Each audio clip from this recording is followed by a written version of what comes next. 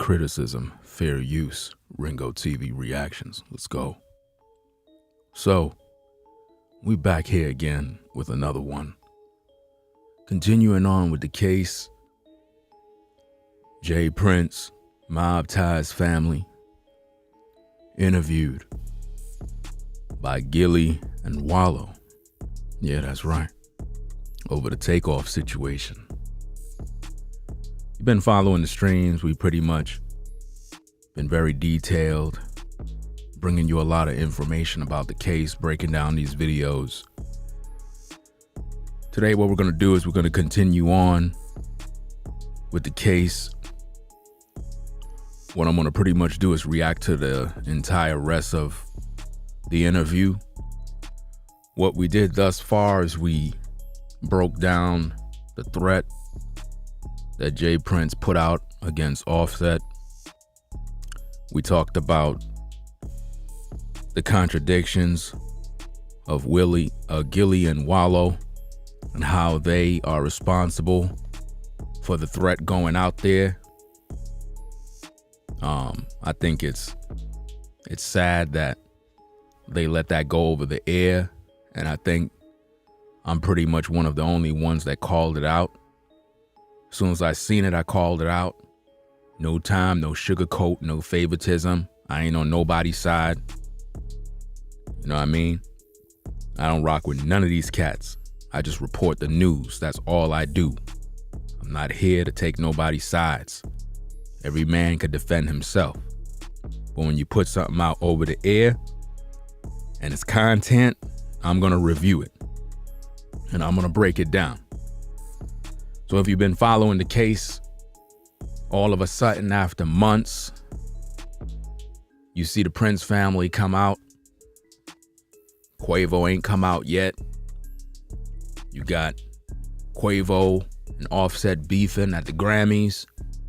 Offset denied it, but clearly there's a new video out there where you see Cardi B pretty much telling them they both wrong. So clearly that proved that they were fighting. This is why I keep telling you, man. All you cats that be coming in the chat telling me I'm crazy and I don't know what I'm talking about, go over there to TMZ and watch the video clip. We're going to talk about that too later on. Because Cardi B was in that video telling both Offset and Quavo that you both wrong. And she was flipping on both of them. Why? Because it's an embarrassment. Supposed to be a tribute to TAKEOFF, but it's not about TAKEOFF. I already told you. I told you already that them two cats don't agree. Right? So, peace and blessings to everybody that joined the stream. It is what it is. Make sure you get the likes up as soon as you come in the building.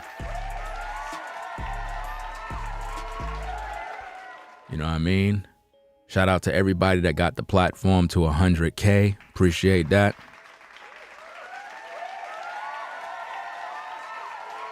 Without you, it won't be possible.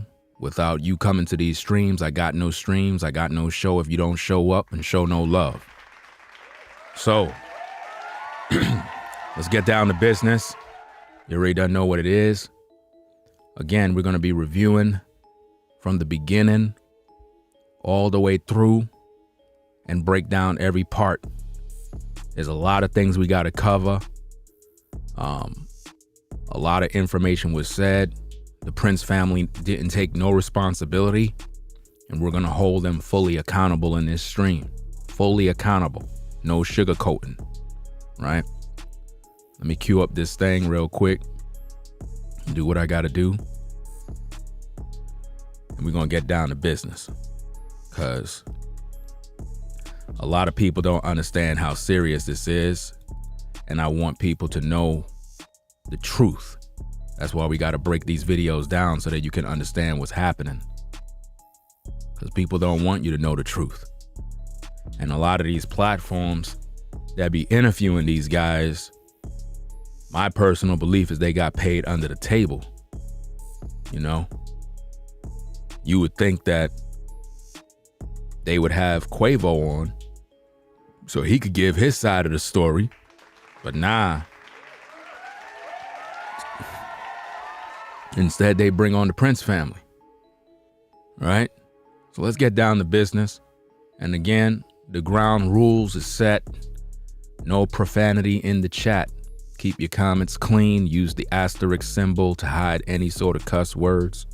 If you get caught posting any cuss words, you'll get timed out if a moderator's around. Do it again, you'll get blocked. Pretty much that simple. I don't like blocking anybody. I like people to rock out. But we got rules that you gotta follow. Just like you go to your workplace, just like if anybody come to your crib, you got rules and you gotta follow them. It's just that simple, right? Another thing, understand that I do reactions. You're not coming here to watch a movie. You're coming here to watch me react to a video. I am not here to play an entire video for you. If you want to watch the full video interview, go watch it somewhere else. Pretty simple, right? All right. So, hey, save yourself the comments of, hey, bro, just play the video. As soon as I see that, I'm just going to block you and you're going to get up on out of here. Pretty simple. I don't got no time to entertain nonsense with ninjas. I'm here to do my job, do what I do best. Now, let's get down to business. You know, that was said. A lot of people got their own opinions, a lot of speculation, you know, a lot of Instagram hype, but ain't nothing like, you know, hearing it from the horse's mouth and hearing the real deal of what happened. OG. Oh, yeah. Hold on. First and foremost, man, before we even get started, you know, yes. I want to say rest in peace to TAKEOFF. You know what I mean? Shout out to his family. Shout out to the whole QC. To the whole QC, to all his... Why y'all shouting out QC for? Why y'all shouting out QC for? I got a problem with that, fam. Why y'all shouting them out? Y'all not even supposed to be talking about QC. Y'all supposed to be talking about TAKEOFF's mom, TAKEOFF's family, Quavo and them. You know what I mean? Y'all supposed to be focusing on them. Forget QC. What are you shouting out quality control for? What he got to do with this? See, right there, I just saw your hand, bro. Right there, I just saw what it is, fam. So quality control and the Prince family made a deal. That's what's going on here.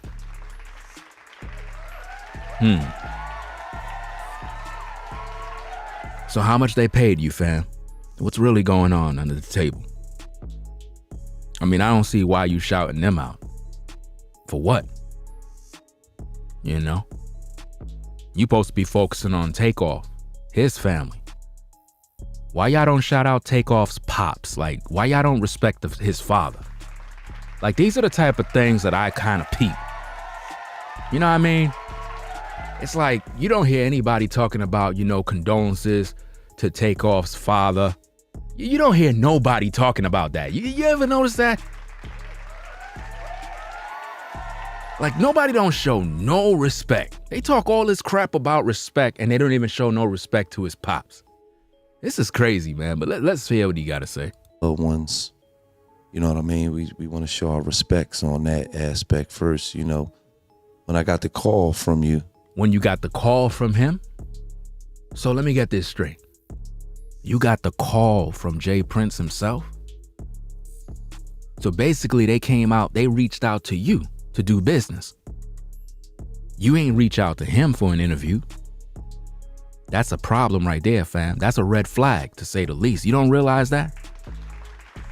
Come on, Gillie, you gotta talk now, man. Come on, man. That's a problem, bro. You got a call from J Prince himself? How you get a call from J Prince, bro? How come you got a call from J Prince, but nobody else on social media got a call from J Prince? What's going on here? Because, you know, normally podcasters, YouTubers, bloggers, whatever the case is, when they want to do interviews and stuff like that, they reach out to different people to do interviews, right? But now when you got the big dogs contacting you to do an interview about the TAKEOFF situation, it sounds to me like that's business. That's not really an interview. It sounds like to me they knew exactly who to go to, who they could depend on to spin the narrative the right way without giving them no pushback. That's why they came to you, Gillie. See, we already done see the red flags already. I could see it on the wall. See, he came to you. He told you exactly what he want to do, how he wanted it done, and you pretty much followed what he wanted. So it's not a genuine, organic interview because he most likely told you what questions you need to ask him and what questions you better not ask him, right? See, I could see it. I could see it happening now. You got the phone call and he just started telling you, yeah, you know, we trying to clean up our family name. You know, we want to make sure that Junior don't look like he did dirty. We want to focus our attention on, you know, Migo bands and make it, we want to make them look like it's their fault. So we gonna need you, Gillie, to pretty much tell us, you know, tell the people what we want. And that's what happened. That's why they came to you guys, right? Let's listen to some more. You know, OG, you know, we was a little reluctant to do the interview because, you know, somebody lost their life. You know, it was a sensitive situation. Of course it's a sensitive situation, but why would you feel reluctant to do the interview because somebody lost their life? First of all, they lost their life under the watchful eye of Mobties. They the one that killed TAKEOFF. See, Gillie, you gotta call it out the way it's supposed to be, bro. Them cats is the ones that killed them. It was on their watch, bro. Ain't no way around this one. So I don't know why you rolling out the red carpet for them, bro. You supposed to start the interview off raw right away, like, yo, fam, like, look, I understand y'all the Prince family, Mobties, I get it, whoop-de-whoop whoop. But yo, that brother died on your watch, bro, under your watch. So how you gonna explain to the people how y'all gonna make this right? It doesn't matter who guns went off. That was on your watch, bro. Y'all gotta take this one, man. That's how you supposed to be talking to them, Gillie. But you treating them like they innocent right from the jump of the interview, bro. About you feeling a little reluctant. So you was scared from jump, right? You was scared from the start. Let's see what else you got to say so the people can see more red flags. So, you know, we talked, and then when you alerted me that you had sat down with, you know, P from QC, and, you know, everybody saw things eye to eye. So let me get this straight. Wait a minute. He told you that he sat down with P from QC, Pierre from Quality Control, and they seen things eye to eye. You mean like the lineup, like how they set up TAKEOFF? You mean that? That's what you're talking about? They saw eye to eye? Are you talking about that, fam? Because I would have thought that the Prince family would have sat down with TAKEOFF's mom and see eye to eye. Why would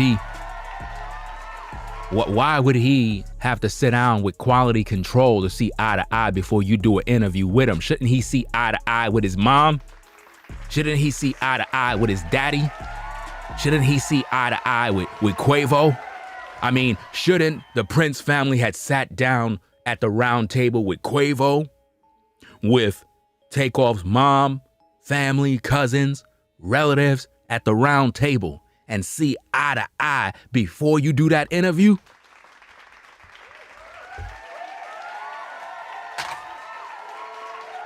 This doesn't make any sense. Why would he have to sit down with Quality Control for? Sounds to me like you went to get the green light, bro. Sounds to me like you wanted the approval of Pierre, Quality Control, before you bring these guys on because of whatever relationships y'all may have under the table. So y'all all in this together. This is all about money, right? This ain't about TAKEOFF. This ain't about no justice. Just be honest, fam. I mean, I haven't heard nobody say they sat down with TAKEOFF's mom. I haven't heard that yet. I mean, did J Prince Sr. ever even visit Takeoff's mom yet, like to talk to her face to face? I mean, everybody talking about respect. Everybody talking about if you know people in the industry, call them and pick up the phone, fam. Oh, that's all cap. Have these guys ever called up the mom, made up a meeting, and went down to the family's house and actually sat down at the table? Did he fly out Mom, Duke, Pop, and the family, fly them out, take them a dinner, sit down and offer up his condolences like a man, like a boss supposed to? Did he do that? Let's just keep it 1,000, man. Let's stop playing. Everybody playing games. Everybody playing like everybody's bosses and gangsters and all this stuff about respect. Nobody ain't show his family any respect yet. You respect the mom, the dad, you go visit them. You go pay your respects like a man. Did J Prince Jr. holler at Mom Duke and offer up his condolences and pay respects? Or did he hide behind Daddy? Hey, Daddy, what should I do? Don't do nothing. We gonna handle it on $1 million worth of game. We don't gotta go see nobody. We mob ties. You know what I mean? Everybody supposed to respect us, but we not supposed to respect nobody else. Nah, that's not how it go. Respect is a two-way street. Ain't none of this, oh, we just respecting you because you mob ties, Prince family. We gonna just respect you. No, you gotta respect everybody else too. When have you visited the mom? The relatives, the families. It's not just the mom, the pops, everybody. Brothers, sisters, cousins, everybody. You took this man's life.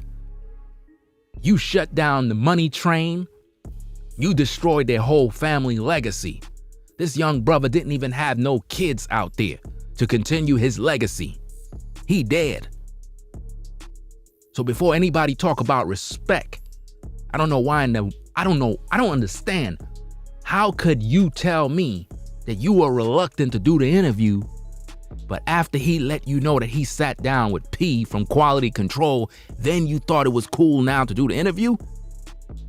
Gillie, did you go to TAKEOFF's mom and tell her if she wanted to hear that? Did you go pay your respects?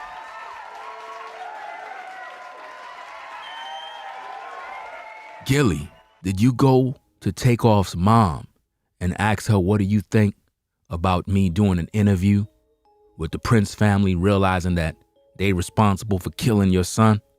See, I'm calling it straight. Ain't no sugarcoating over here. We ain't on nobody's side. We just think logical. Do you understand me?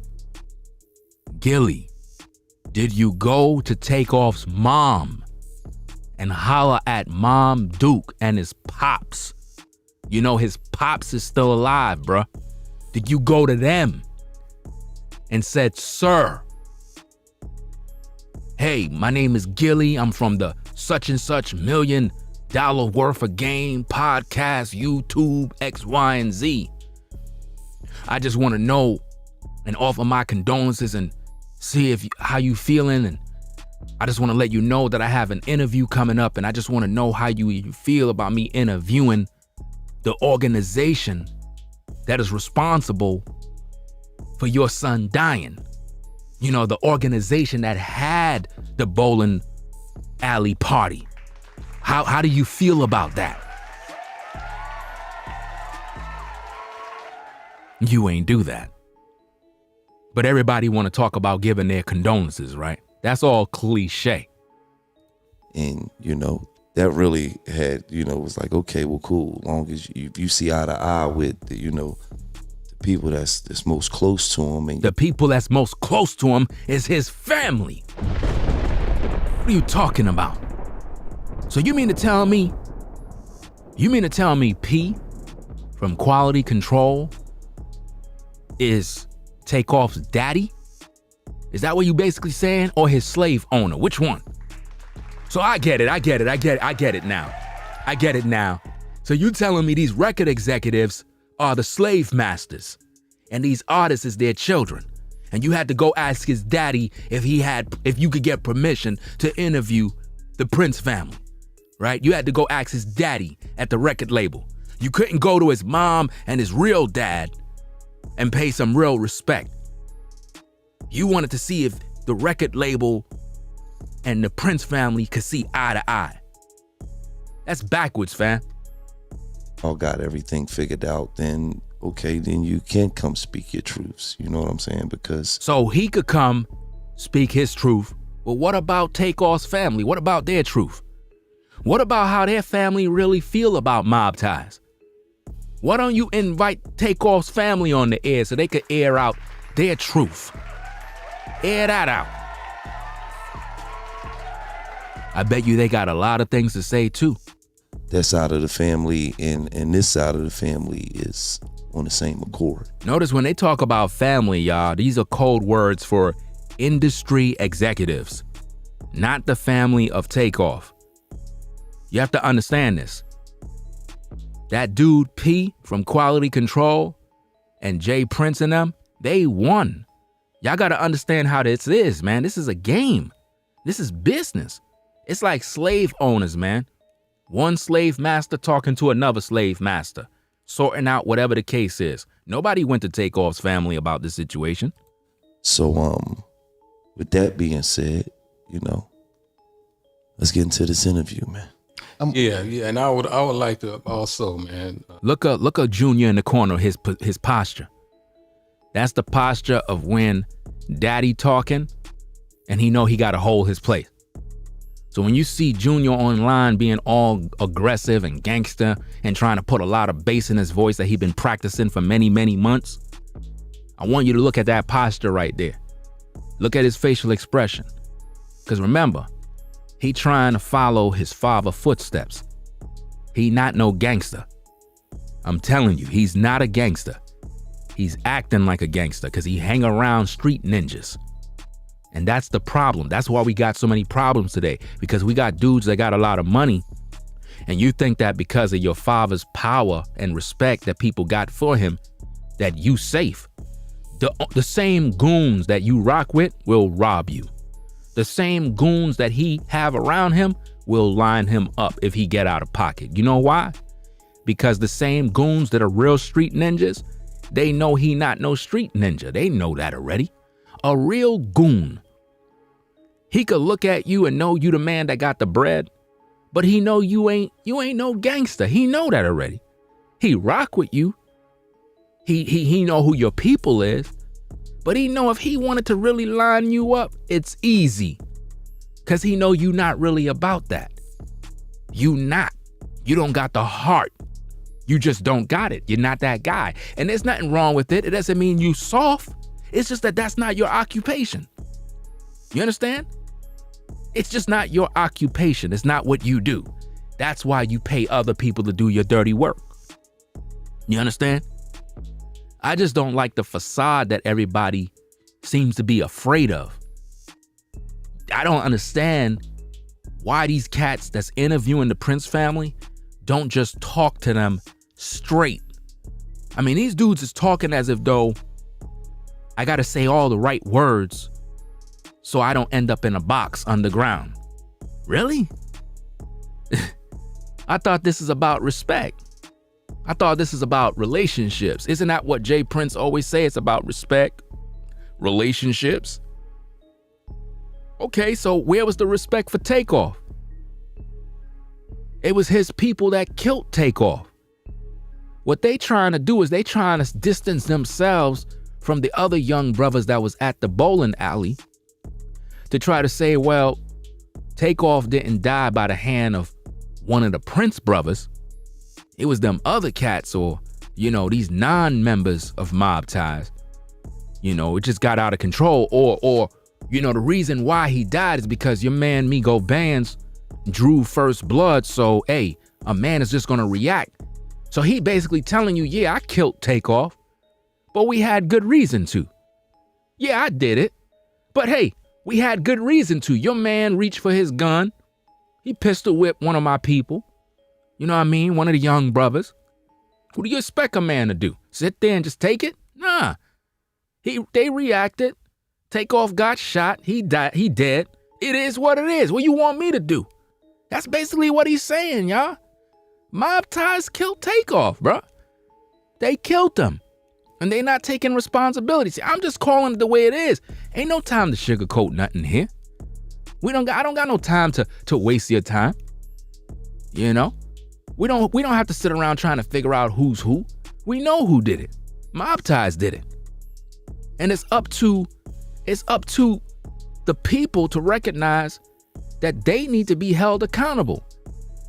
They responsible because it was on they watch, bro.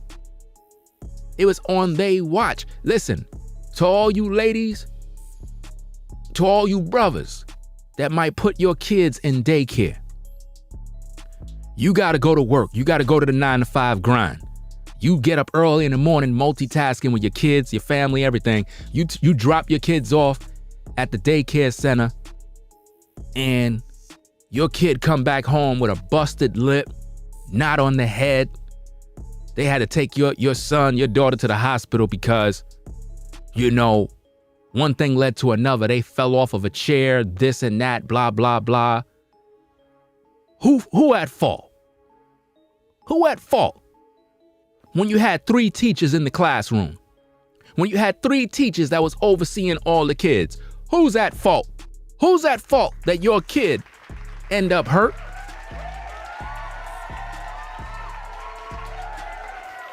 What am I gonna do? Go to the school and blame the principal? It's them damn teachers. You're right, it's them teachers, it's them adults, them people that were in that room overseeing them kids. It happened on they watch. So that's what I'm trying to show you. This ain't hard to figure out. TAKEOFF died under the watchful eye of Mobties. Straight up, straight like that. It doesn't matter. Cause see, here's the way it's supposed to go down. If everything popped off the way it popped off at the bowling alley, right?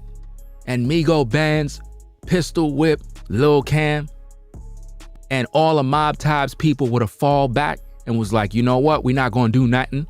We're just gonna fall back because Junior not here. If Junior is supposed to be the commander-in-chief, because I don't know who's who. I don't know who got more rank. We know brothers is brothers, it is what it is. Some people saying that Mike is not J Prince's son, that's his nephew. Fam, I don't really care who's who. His name's Prince. He's a prince. It is what it is. I'm not here to entertain none of that. You know, them rumors. Them dudes supposed to be family, they family. So I don't care who's a brother. If you a prince, you all family. I don't know who got more rank, who was in charge. At the same time, if Junior wasn't around, whether he was around or wasn't around, none of them cats that was at that party was supposed to pull out guns and retaliate at all. Because what would have happened that night, if Migo Bands would have did what he did, he would have been going to jail because nobody else did nothing. And Mobties would have looked good and TAKEOFF would still be alive. If Mobties people would have just fall back, let Migo Bands do what he do, and then they kind of just squash the beef right there, it would have made Quavo's entourage look bad. Because Migo Bands fronted on Lil Cam and Watkins because he thought they were gonna rob Quavo. But see, them goons that was with Mobties don't respect them. That's why they reacted. This has nothing to do with, oh, a man is gonna do what a man is gonna do regardless. Nah, why y'all killed TAKEOFF? He ain't do nothing wrong. How all those bullets end up in his head? How all those bullets end up in his body? That sounds like a target to me. It almost sounds like, okay, Migo Bands, you wanna hit one of my mans? Okay, boom, bam, there go your man, now he gone. Now what? Sounds like one of them things to me. But now who watched that happen on? Mobties. That happened on the Prince family's watch. So the only thing Prince Sr. supposed to be doing right here is not trying to cast blame. We know Migo Bands is wrong. We know Quavo is wrong for saying what he said by throwing out a little threat. At the same time, this happened on Prince family's watch. There is no excuse for that. They are primary suspects in the death of TAKEOFF. It was on their watch, at their party throughout the entire news media fiasco. They didn't even mention the Prince family. They just kept them out of the news. And they focused on Patrick Clark. You know what I mean? This is crazy. Let's get back into the tapes. I want to echo everything that was said, you know. We would like to extend and send our condolences, you know what I mean, as well, because... Listen, why are you sending condolences? Let me tell you something. J Prince never went to visit Mom Duke. He never did. I'm gonna tell you why. When people come on social media and they say stuff like I want to send my condolences, because you never sent them. Have you ever sat down with the mom, held her hand, looked in her eye, and said, I'm sorry, I apologize for what happened. You know, my son's had a party, things went out of hand. Your son lost his life. I'm deeply hurt by this. I just wanted to visit you and pay my respects in person. Never did that. You know why you can't do that? Because you can't face them. You can't face the family. You can't face the father. You can't. Y'all talk all this talk about respect. You can't face the mom and the pops. You know what it's like to look at the mom and the pops in their eye? Do you know what that would feel like, man? To look at the parents in their eye and talk? You ain't do that, bruh. So don't talk about condolences. I cannot stand that, man. When people say, I just want to give my go to the mom and give your condolences, man. Don't do that condolences stuff on social media, man, because I look at that type of nonsense like somebody trying to feed the poor and they recording themselves with their damn cell phone.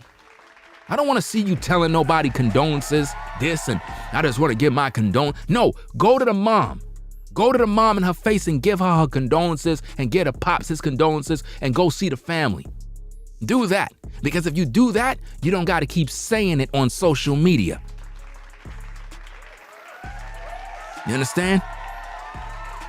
I'm just speaking it straight. We don't got no time to sugarcoat over here, man. Definitely to TAKEOFF mother. You know what I mean? Because I put her at the top of the list because... If you put her at the top of the list, you would have went to her crib and pay your respects in person. That's how I know you're not sincere when you say condolences. You never went and visited that mom, bro. You never did that. Look how many months it been. You have not extended an olive branch to his mom and pops. You didn't even, listen, let me tell you something. You didn't even have to publicize that you went over there. By the pure fact you're saying what you're saying, I know you never did. Because you're offering up your condolences over and over and over. And you're saying that you put her at the top of the list. You could have did this months ago. On the day this happened, you could have visited the mom. You could have reached out to the family. You could have attended the funeral. You ain't do nothing. Y'all remember the stream that we did the other day where he was on another podcast and he told the public the reason why he didn't attend the funeral is because he ain't want to be a distraction. What? You ain't want to be a distraction. Your people killed TAKEOFF, fam. You the ringleader. You supposed to be the boss, right? You supposed to be the head ninja in charge. You supposed to take full responsibility for this one. Ain't no way around this one, man. I don't know why people keep playing these games, man. I don't know why people keep fronting, acting like they don't understand what's happening in these streets. They really acting like they don't understand. Your son had a party, it got out of line, somebody died, and that's what it is. You know what I mean? That's what it is. And I'm gonna explain exactly what it is because another person came into one of my videos. I think this was about 3 weeks ago, so I will make sure I give them credit. I think the person is Ariella. I think that's the person's name. They came in one of my videos titled J Prince Finally Speak on TAKEOFF, an exclusive interview and much more. I think that's the interview that I'm talking about. And the person wrote this comment. They said, for anyone that is trying to understand what Ringo is saying, just think about the movie John Wick and the hot-headed son who crossed John Wick, not even realize who he messing with, all because he thought he was so protected due to who his dad was. He was acting tough, but in reality, he was a hothead, weak weasel, riding off his daddy image. This was a very good video to put J Prince Jr. and his dad's character in context, real talk. And that was the comment the person left.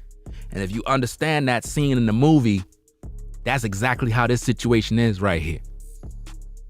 You understand? Junior is the hot weasel head that is out there not maintaining the family name and causing his pops to come out to try to defend him in the public.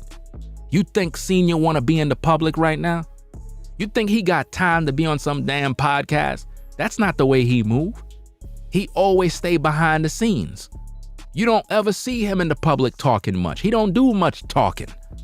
He had to come out because his brand is tarnished now because of the family that was out there at that party that cost a man to lose his life. And there's no recovering from this. Once Takeoff lost his life, the Prince family brand is forever tarnished. There's no recovering from that. You understand? There's no, people gonna remember this forever. They're gonna remember this forever. It's never going away. No amount of interviews, no amount of condolences, no amount of apologies. You guys are responsible for Takeoff's death. Own it. Own it. That's the only way this mess is gonna be resolved. You guys gotta own it. Stop trying to cast blame, because by you casting blame, you know what you basically saying? Yeah, we killed Takeoff, but the only reason why we did that is because your man pistol whipped my man, and then there was a chain reaction, and all bets was off the table. Well, and that mean y'all had no love for the Migos to begin with. You understand? Let's get back to the case. It's an unnatural thing to lose your kid. It is. You know what I mean? I felt all kinds of pain from losing my mother, my father, you know, brothers, sisters, cousins, best friends, and but they were not murdered the way Takeoff was murdered, respectfully. Let's stop playing. Let's stop playing. Everybody lost loved ones. Do you understand me? Takeoff was murdered. That's how he died. I lost my mom. I know what that feel like. But Takeoff was murdered in cold blood with his brains on the floor because of one of your mans. That's how. Things, but you know, to lose your child is a whole different, you know, a whole different kind of pain. So a whole different kind of pain. So now the question you have to ask here, sir, is this. How many of your sons have you lost? That's the question that we have to ask. How many of your sons have you lost? How many? I want to know in the chat. How many sons have Prince Sr. lost? Let's see what the chat says. Because for him to talk about that's a whole nother kind of pain. Fam, you never lost no son. So you don't got no pain. And you don't understand the pain. So stop the cap.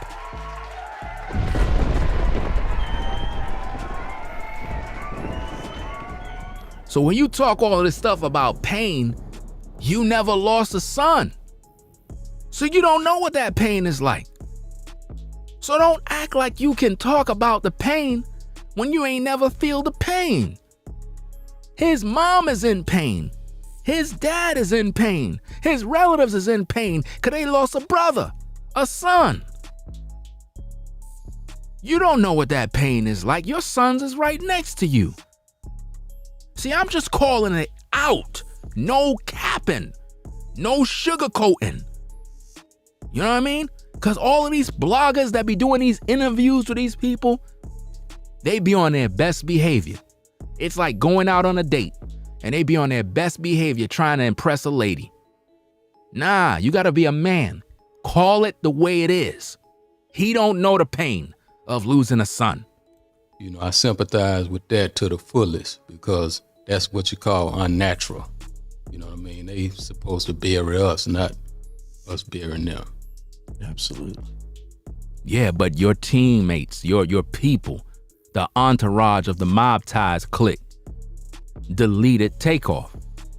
You talking about it's unnatural, like some catastrophic event took place that was out of anybody's control. No, your people did this. They knew what they did. They pulled out their guns. They pointed it directly at TAKEOFF and shot him. That's what they did. Now, Mike Prince, I'm gonna ask you a question. Look at him. Look at Gillie. Gillie look mad pet, bruh. You was there, and you know a lot of people seen you trying to de-escalate the situation, and then things just went left. What happened, Mike? Well, it really wasn't a situation to de-escalate because it really wasn't. It wasn't there. You know what I'm saying? Like it looked, but it really wasn't that type of situation. You know what I'm saying? That's why I even asked myself that today. Like it wasn't even there. You know what I'm saying? I mean, like we from the cuts. You know when certain things are what it is. You know. So basically, what he's saying is, it didn't look like anything was gonna pop off. It didn't look like these guys were gonna start flipping out. So why Migo Bands had the burner in his hand the whole time, and why nobody that was standing around ain't noticed that? That's what's crazy about this. You know, Migo Bands had the gun on the side the whole time, like he was itching to do something to somebody. And I find that to be problematic. It didn't look right.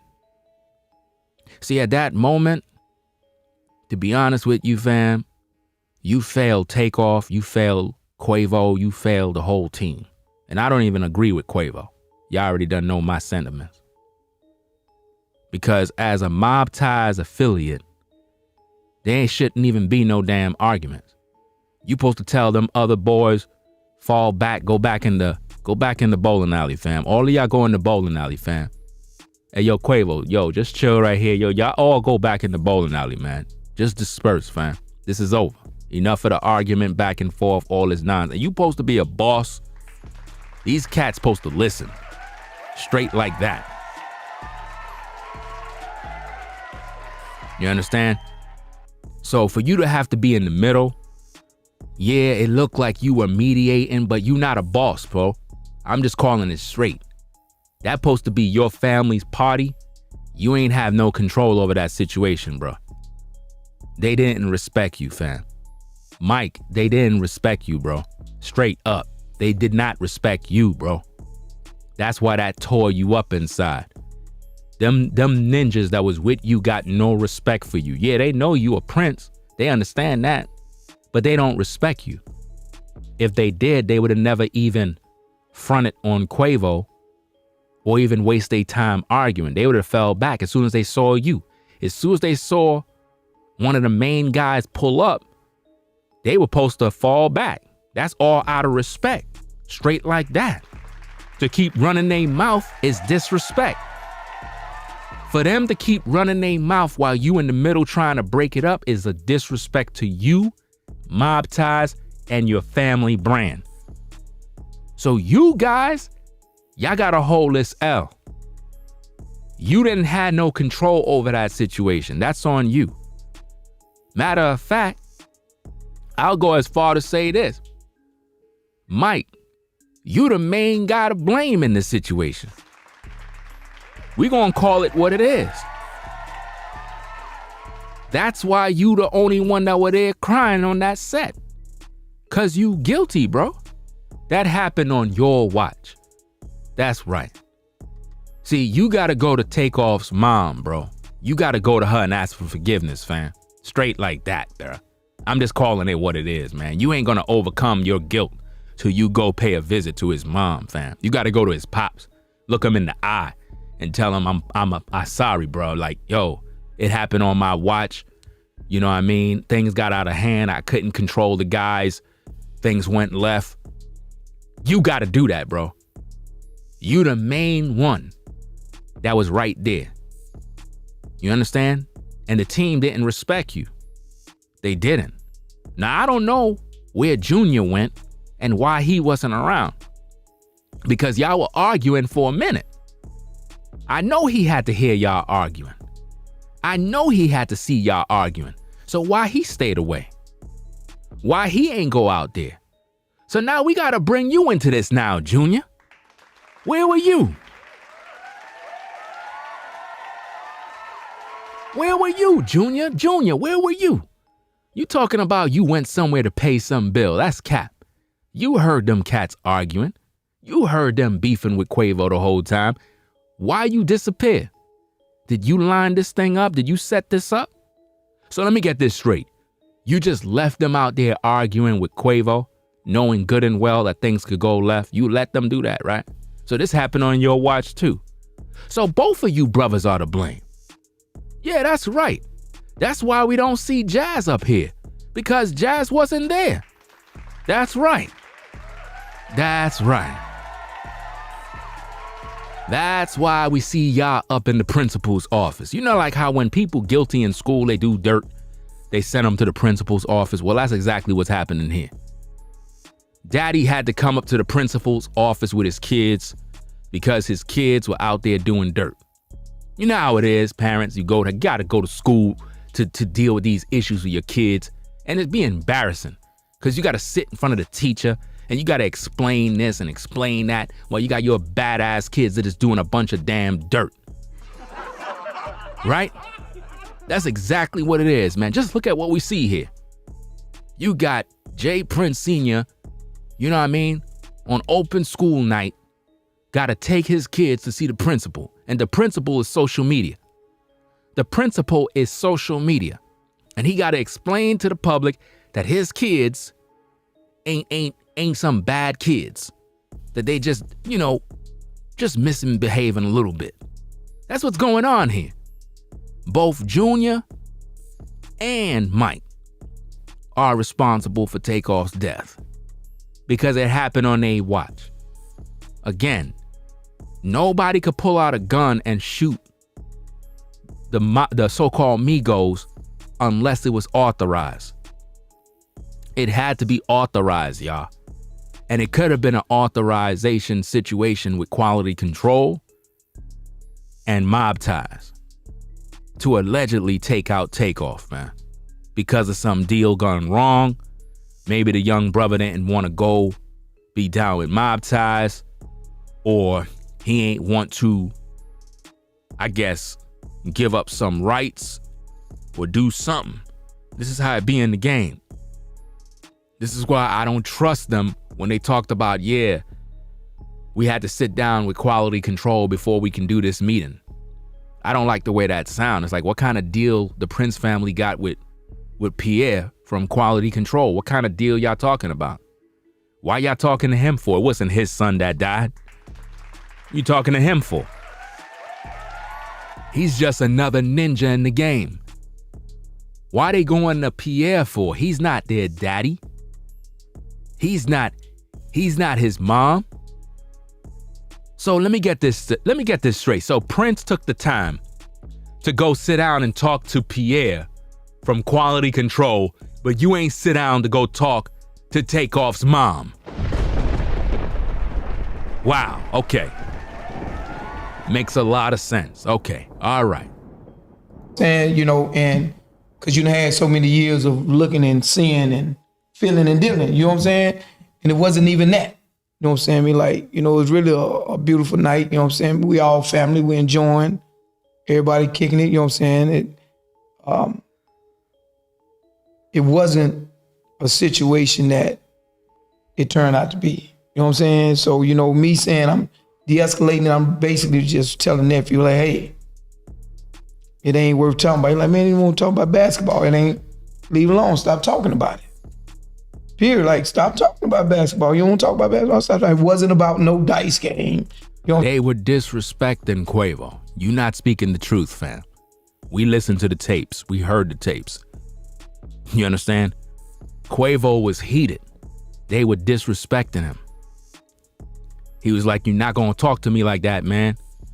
And he was getting loud because they were disrespecting him. Probably cracking jokes on him that he didn't like. Maybe some funny jokes. And he was like, look, I'm not laughing. I'm serious. You don't even know me like that. You understand? It was a heated argument and you had no control over it. Just hold the L, bro. Sam, it wasn't about no gambling. It wasn't about none of the things that the media and all these, we call them media whores, just trying to capitalize and draw a story that wasn't there. We're gonna capitalize off of everything, just like $1 million worth of game is capitalizing off that interview, right? $1 million worth of game is capitalizing off that interview. That's why they allowed your pops to put out a threat on Offset, and it's all monetized. So they capitalizing off it. So you gonna call them media whores too? Shouldn't they be media whores? See, only on Ringo TV Reactions, we're gonna call it out the way it needs to be called out. We don't got time to sugarcoat anything over here, right? It is what it is. We had already been outside a period of time before that other conversation started. You know what I'm saying? Me and the homies, everybody went outside to smoke.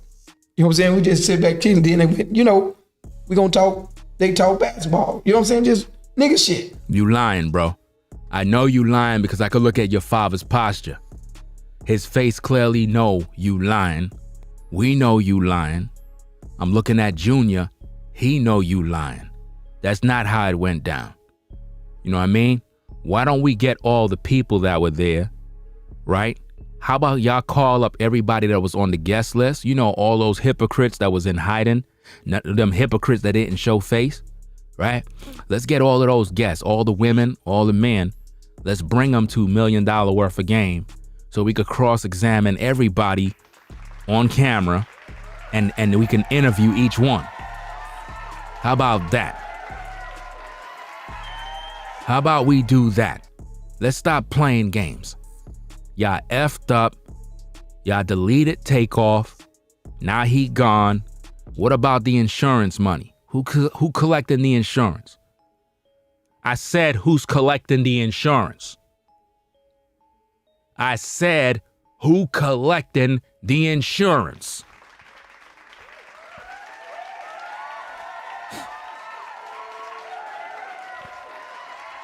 Who collecting the insurance? Because you already done know how it is. When these artists get signed on these labels, they got insurance on these artists. Wrongful death, accidental. Yeah, that's right. So how much money Quality Control is getting for TAKEOFF's death? Yeah, let's talk about that. How much money did P get? And did he give any of that money to TAKEOFF's family? You see what I mean, y'all? It's all business, man. Nobody cares. Nobody cares about TAKEOFF in the game, bro. These cats don't care, man. You know what I'm saying? So it wasn't that type of situation or that type of energy to where you would feel like something escalated to where it's just be a problem. So you mean to tell me you from the streets, you couldn't tell that something was brewing? You gonna tell me you didn't realize something was about to pop off? See, that mean that you not experienced, Mike. I don't think you should have been there, man.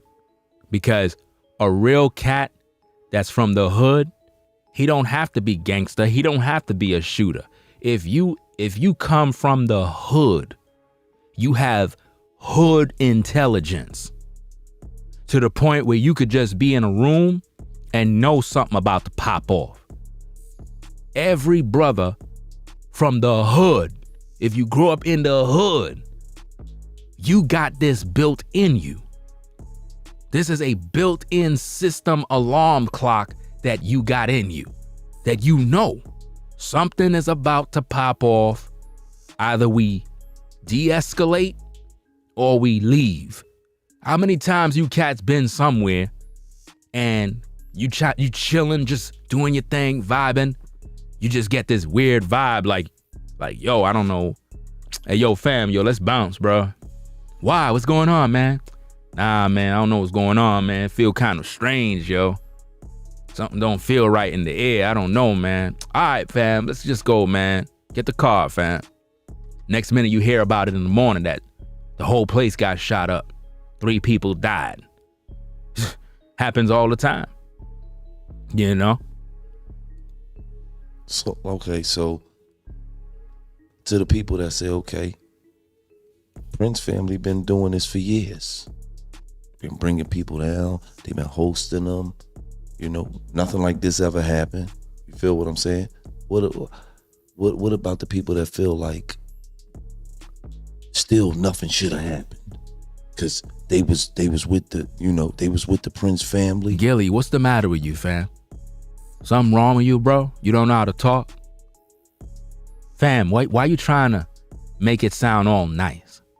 Why don't you just tell them straight up? Like, your energy is off, bro. I seen a couple of your shows. You don't sound the same. You all right? You coming down with a fever, bro? Like, what's going on, man? Like, you ain't even talking straight no more. Why you doing that for? You don't got no love for TAKEOFF, bro? Like, this is how you gonna ask questions, man? Why don't you just tell the Prince family, fam, this happened on your watch. Your people killed them. What do you got to say about the people that is looking at y'all crazy right now? Like, what y'all gonna do about this? Like, one of your peoples killed TAKEOFF. Let's not sugarcoat it. It wasn't like, you know, Migo Bands did it. One of your people did it. And have your voice, raise up your voice and put some bass in it. And talk straight. Speak to them heavy so they can hear you. And the Prince family is well respected. Nothing should have happened. What do you say to that? What I would say to that is, you know, I have a track record, man, and the Prince family have a track record of 30 plus years of, you know what I mean, honoring and loving on our guests and being with our guests, and no shit like this never happened. But here's the thing, and this is what. Let me address this clown in the chat. Somebody said Ringo working with the feds. Let me get this straight. So you're saying that I'm working with the feds, yet Gillie and Wallo is interviewing the Prince family.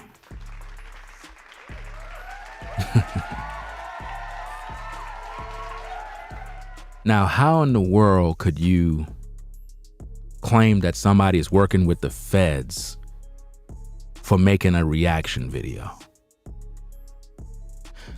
Are you working with the feds? Like, what does that mean when people say people working with the feds? Like, how do you know when someone's working with the feds? If I'm working with the feds, right, I have a question for you.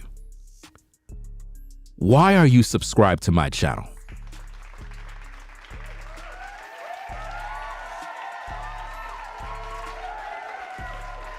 If I'm working with the feds, why are you subscribed to someone that you believe is working with the feds? Wouldn't that make you a suspect?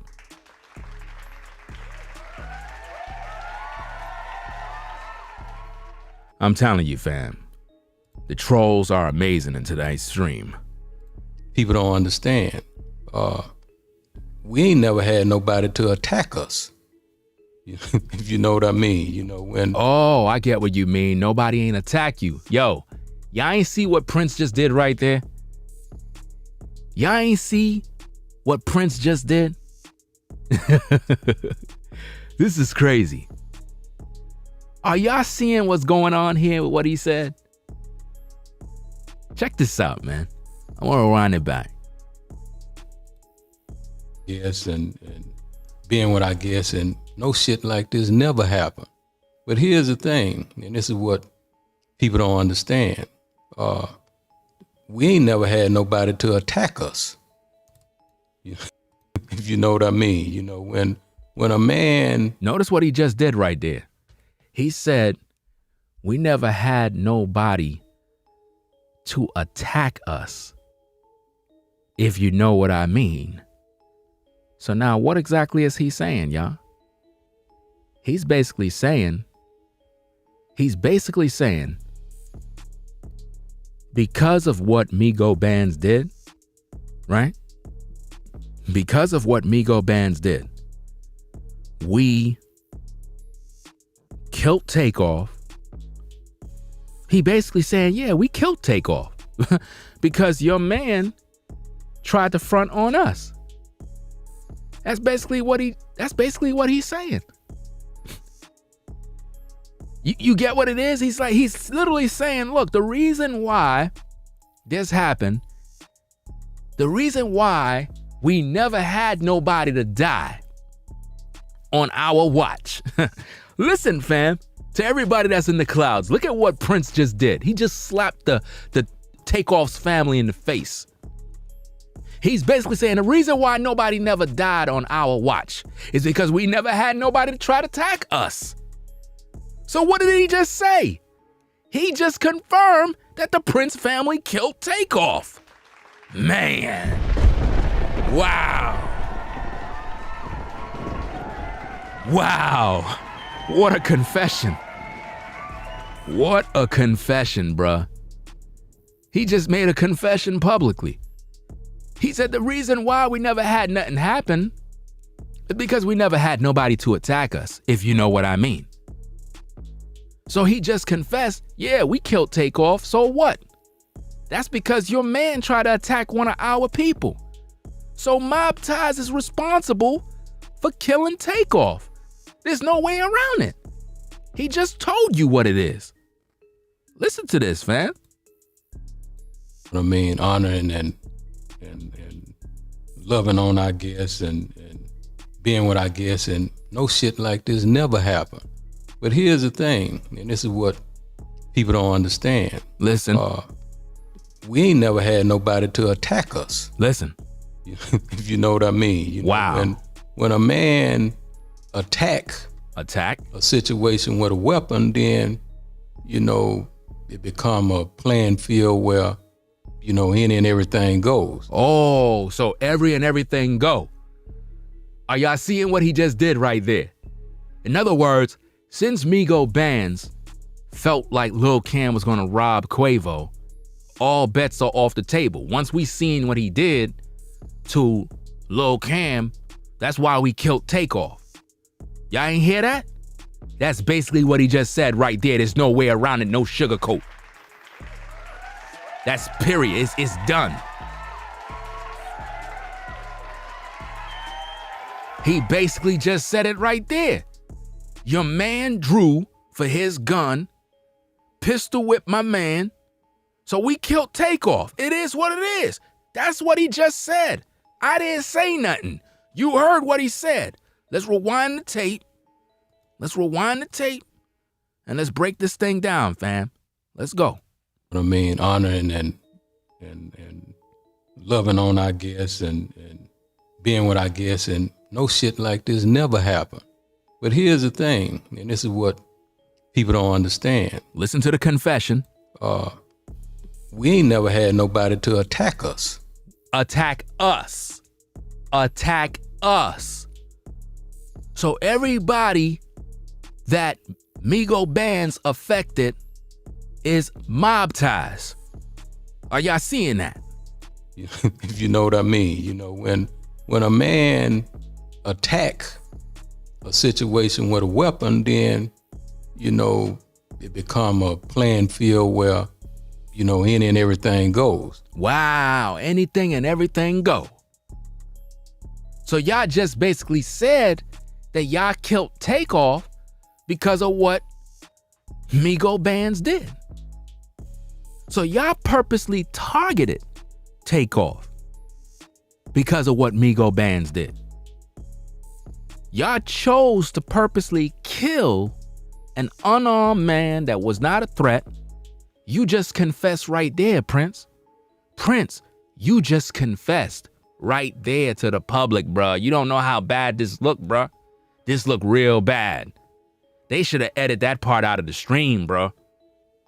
You basically just said that Mobties took all bets off the table, figuring, well, since Migo Bands had a burner, pistol whip one of your mans, hey, all bets off the table. Forget the Migos. Let's take out one of them and make them understand that y'all can't F with Mobties. So y'all made an example out of TAKEOFF to send a message to Migo Bands and Quavo. That's what y'all did? Oh man. Dag, man. This is crazy. This is crazy, bro. Man. It's getting crazy in these streets, man. Y'all heard it for yourselves. I ain't make this up. I just played the tape. All I'm doing is reporting the news. This is gutter news.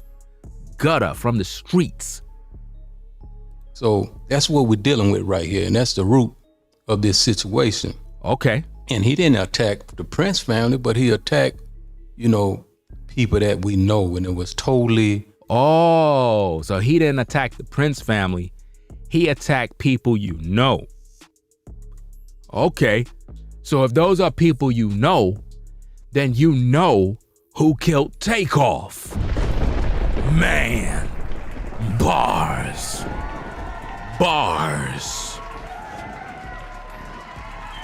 Are you seeing this, ladies and gentlemen? Prince know who killed TAKEOFF. Prince just confessed that he know who killed TAKEOFF. It is right there in the public. There's no way you can cover this one. JPrince Sr. understand and know who killed TAKEOFF. So why he not letting the public know who killed TAKEOFF? Forget all of this condolences stuff. Gillie and Wallo is interviewing the people responsible for TAKEOFF's death. It's right there in your face, ladies and gentlemen. I done cracked the case. It's a done deal.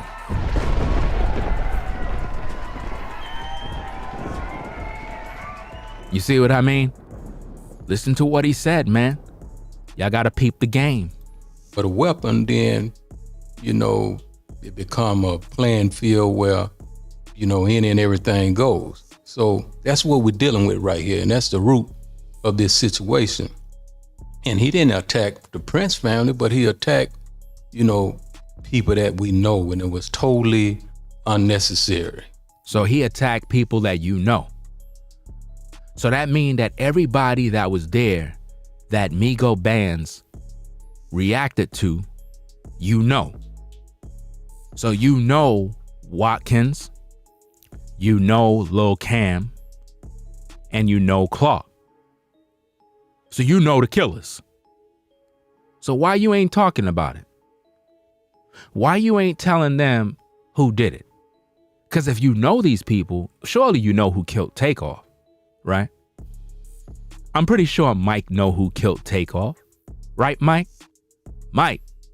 Hey, yo, Mike. You know who killed TAKEOFF, right? Hey, yo, Junior. Junior. You know who killed TAKEOFF. Of course you do. You were there. Right? So JPrince Sr. know who killed TAKEOFF. He's just not saying nothing. Because it's on them. They killed him. Happened on their watch. Whether those guys was Mobties affiliates or not, he just confessed people that we know. In other words, you F with the people we know, all bets are off the table. That mean that Mobties is protecting these particular people. It's right there in your face, ladies and gentlemen. It's right there. Man. So my thing is this. Why Quavo is not here to talk? Why Quavo is not on the scene to address this situation? Because this don't sound right, fam. And now we got Quavo and Offset fighting. Sounds to me, man, like Quavo done took his side, if you ask me. know what I mean, for you to attack a man with a weapon. Because what that's gonna do is put a man in a position where he wanna protect himself. And that was the root of igniting this gunplay. So wait a minute. So this was gunplay, and you just said, Prince, that by him attacking him with a gun is gonna make a man wanna protect himself. But Takeoff got shot in the head. So how, if Lil Cam and Watkins had guns based on what Willie Bland, aka Migo Band, said, then why you're not talking about Clark? And also, it's like, why all the gunshots from Clark, Lil Cam, Watkins, why nothing went towards Migo Bands? Why he walked away unscathed? But Takeoff have holes in his body. That doesn't sound like a man protecting himself. That sounds like a punk that turned his gun to Takeoff because he couldn't get the other guy, which is a coward. That's a coward move. You got beef with another man, why you going after his cousin? That's a coward move. You understand? Let's go. Clarify it real quick so they can understand. We're not talking about Takeoff attacking nobody. No, not at all. Just so they can understand. No, not at all. Not Takeoff and not nobody from Houston, attack nobody until, the homie that was with them would take off them, whatever his name may be. He giving all kinds of statements on this police report we have, so we can. Police report? So wait a minute. Prince, you mean to tell me you got the police report and you're ready to talk in the public about the police report? That sounds like some dry snitching, to say the least. You got the police report with you, so you came with the police report in the public to throw Migo Bands under the bus, but you ain't throwing yourself under the bus. You ain't throwing your sons under the bus. You ain't throwing Lil Cam, Watkins, Clark. You ain't throwing none of them under the bus. Right. So basically, ladies and gentlemen, J Prince Sr. is saying that whoever killed Takeoff was justified in doing it. Because it wasn't Migo Bands that did it. It was one of them Mob Ties affiliates that did it. And he's justifying it. He's basically saying to hell with Takeoff. He got because your man fronted on one of my people. So they did what they had to do. So it is what it is. I don't care. That's their attitude, y'all. Y'all got to just see through the smoke and mirrors. I'm just trying to show it to y'all to make it plain. Read his name and everything because he put himself in a position where he's cooperating and telling a lot of different lies. So we may as well shine the light on the real root to the issue, which is this homie. So you throwing Migo Bands under the bus as the blame of everything, but you're not throwing Quavo under the bus at all. Because if anything, Migo Bands is going off the energy of Quavo. So if Migo Bands reacted in any way, it's because of the energy that Quavo had. Quavo's the one that said, let we go before I have to hurt someone. So once he said that triggered the demons in Migo Bands to react to Lil Cam. Because probably he felt Lil Cam was about to bust a move. So he reacted to subdue him right away because he felt that Quavo probably was in danger. So if anything, Quavo is the one that made the first move, not Migo Bands. But the thing that's the problem here is that you're not even talking about Clark. You're not talking about none of your mans that killed Takeoff. You basically saying it's okay. You basically saying, look, hey, your man had a gun, X, Y, and Z. Well, wasn't it your son that gave him a gun? Your son gave him a gun.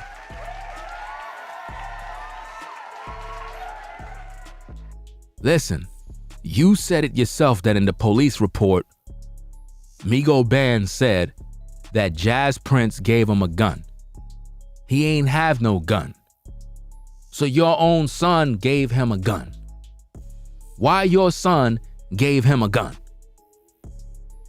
Since you feel so negative towards Migo Bands because you figure he's this and he's that, why JPrince entrusted him with his own gun? Talk to me about that, man. Stop playing. Stop playing.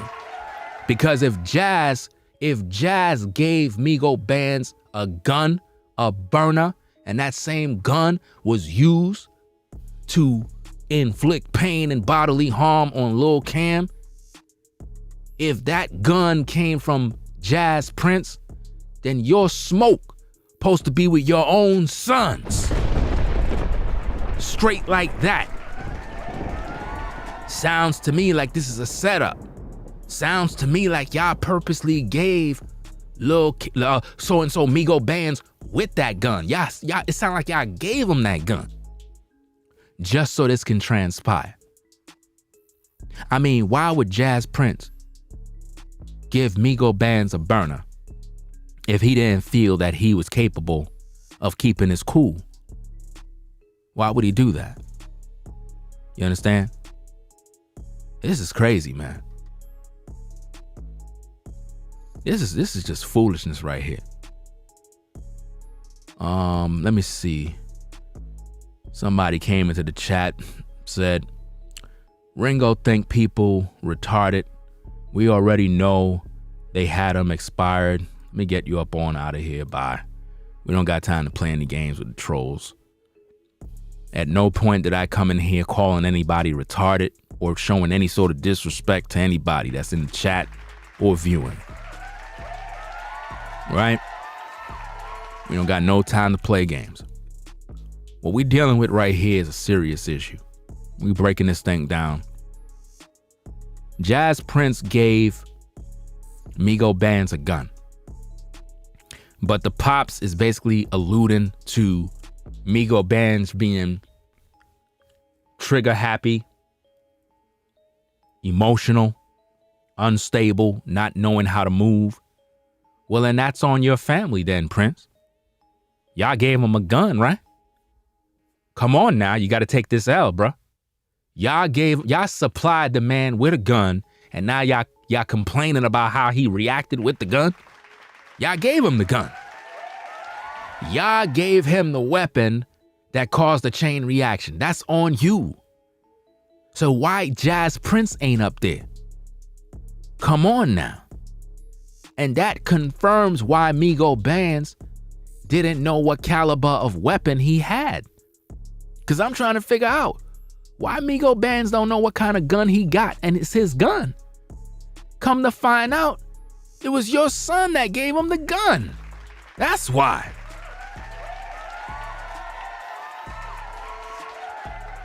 It was your son that supplied him the burner.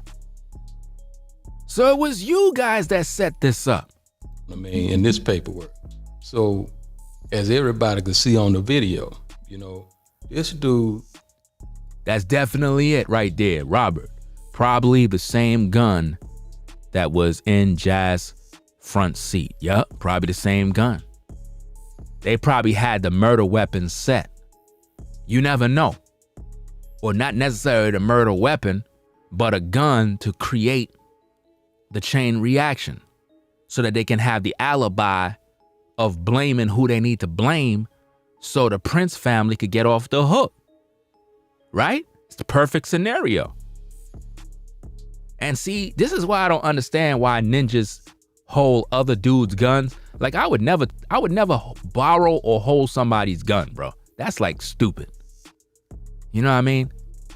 So they put the gun in his hand, and that's the same gun that created the chain reaction. But yet they want to blame Migo Bands as the bad guy. That's what they want to do. So, okay, so if he didn't have no gun, then what? So if Migo Bands didn't have no gun, but he punched Lil Cam in the face, y'all were going to still shoot TAKEOFF anyway. So let's stop playing. Y'all were gonna shoot TAKEOFF anyway. If Migo Bands didn't have no gun, it was gonna go down anyway. That was the plan for the night, to take out TAKEOFF. Without having a green light from Offset, nobody told this man to, you know what I mean, attack somebody. And the green light from Offset? What? Hold on, let me rewind that back. Maybe he made a mistake.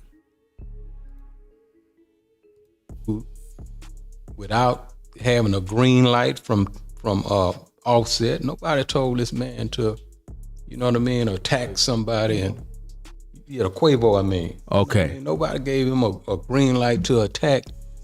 You know? Whoa. You said green light from Quavo. Are y'all peeping the game? Are y'all peeping what he just... The green light came from Quavo. You see that? You see that? The green light came from Quavo. The green light came from Quavo. Wow. I told you. When Quavo said, "Let we go, before I have to hurt one of these guys," that put the battery in Migo Band's back to react. The chain reaction started from Quavo, y'all. I told you. I told you. Y'all ain't listening to me. Keep getting mad. I'm trying to show y'all what's going on. Or a 5'2" guy, you know, this is a big nigga.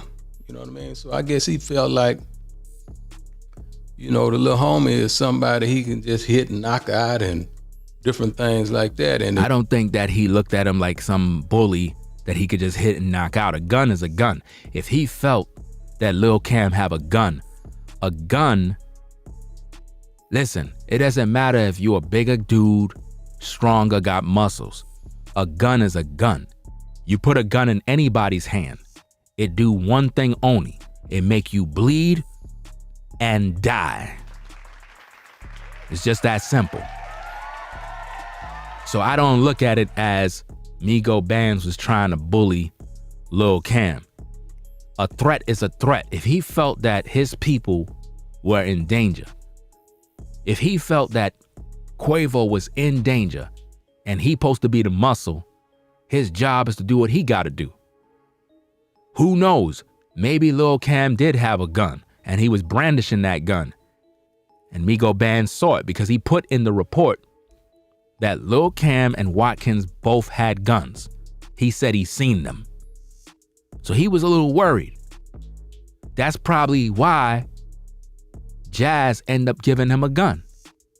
I could just see it now. They at the basketball game. He noticed them two got guns and he probably like, damn, I don't even got no gun. I don't got nothing. Hey, yo, Jazz, yo, could I hold some heat?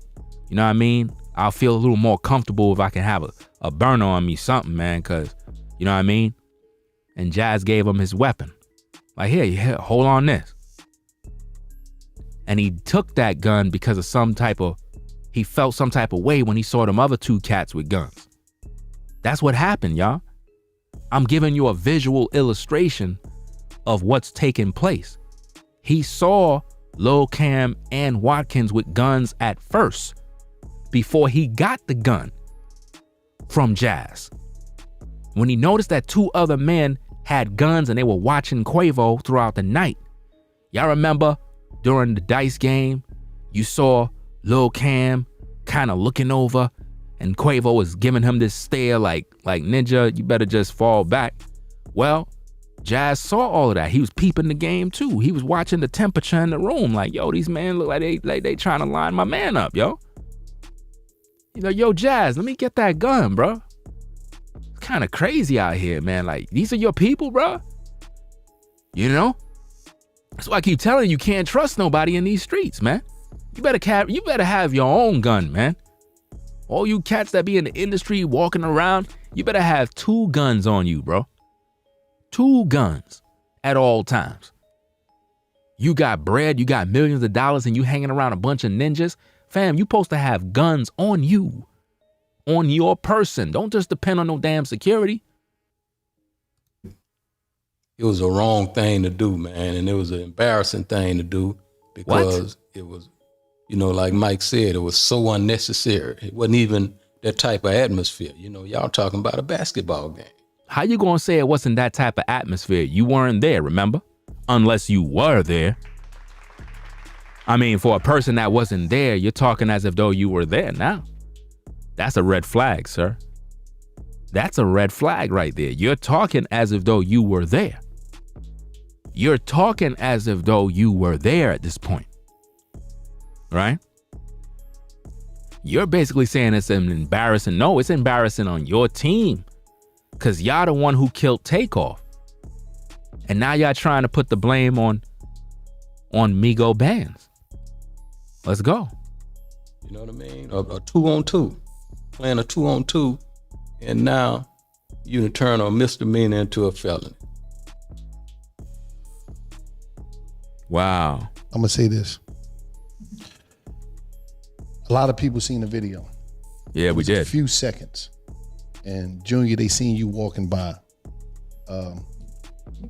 We understand that, Quavo, TAKEOFF, they was down here with y'all. But they seen you walking by. He's laying on the ground. You got Mike bending down, and they seen you walking by. What took place there? This the crazy thing about the video, right? Uh-oh. Now we're going to hear him explain the walk by. Let's hear what he got to say. Is one scenario is that they see Mike on the ground trying to help TAKEOFF. But in the video, Mike was right behind me. People didn't peep that. People think that I'm the one who had a voice. I mean, I'm the one who was speaking in the video when I wasn't. If you go back and look at the video, Mike is walking right behind me. They took 3 seconds of a situation where I was caught on video and turned it into what they wanted it to be. Fam, we ain't see you helping Quavo with TAKEOFF. We saw Mike. We ain't see you. We ain't see you go by the body and bend down and like, yo, man, yo, that's crazy, man. Yo, TAKEOFF, yo, dag, man, yo, who did this, man? We ain't see you show no concern for TAKEOFF, bruh. You walk by and your body language when you were walking by was like, hey, to hell with TAKEOFF. That's how you look, bro. There's no escaping that. It's on tape. We don't want to hear nothing about you were at the bathroom. So let me get, so you was helping another man wash his hands? You were helping another man to wash his hands? And why would you be in the bathroom, right, listening to Mike brief you on what transpired? You could have just got that information firsthand from Quavo. So I know you lying, bro. Let's listen to his story. But in all actuality, we had been there for a while. Mike was following me so we can go to the restroom so he can wash the blood off his hands. So he needed your help to wash his hands? What do you mean following you to wash blood off his hands? That's a lie. Stop lying, bro. You nervous. I can see it on your face. You lying. You lying. Where were you to help when TAKEOFF was in a pool of blood on the ground? I ain't see you over there. I ain't see you over the body. I ain't see you showing no concern. Nothing. You ain't do nothing. You just walk right past, went up inside a bowling alley like it was nothing. You lying, fam. Did you line him up, bro? Did you line him up? Confess, man. Just come out and just say what it is and stop playing. We don't got time to play these games, man. You're gonna tell the public that you went to the bathroom with another man to help him to wash his damn hands. Who does that? So you grabbed the soap to help him wash his hands? That's what you telling me? Really? No. If you were at the bathroom with this dude, it was like, yo, what the hell just happened, man? Yo, I don't know, man. Such and such. Y'all were busy gossiping. Y'all were busy gossiping in the bathroom. Or you were like, yo, man, we gotta hurry up and clean this hit up, man. We gotta get rid of all the evidence, man. Yo, we gotta clean this up, fam. It's not looking good. You telling me you went to the bathroom with another man to wash his hands?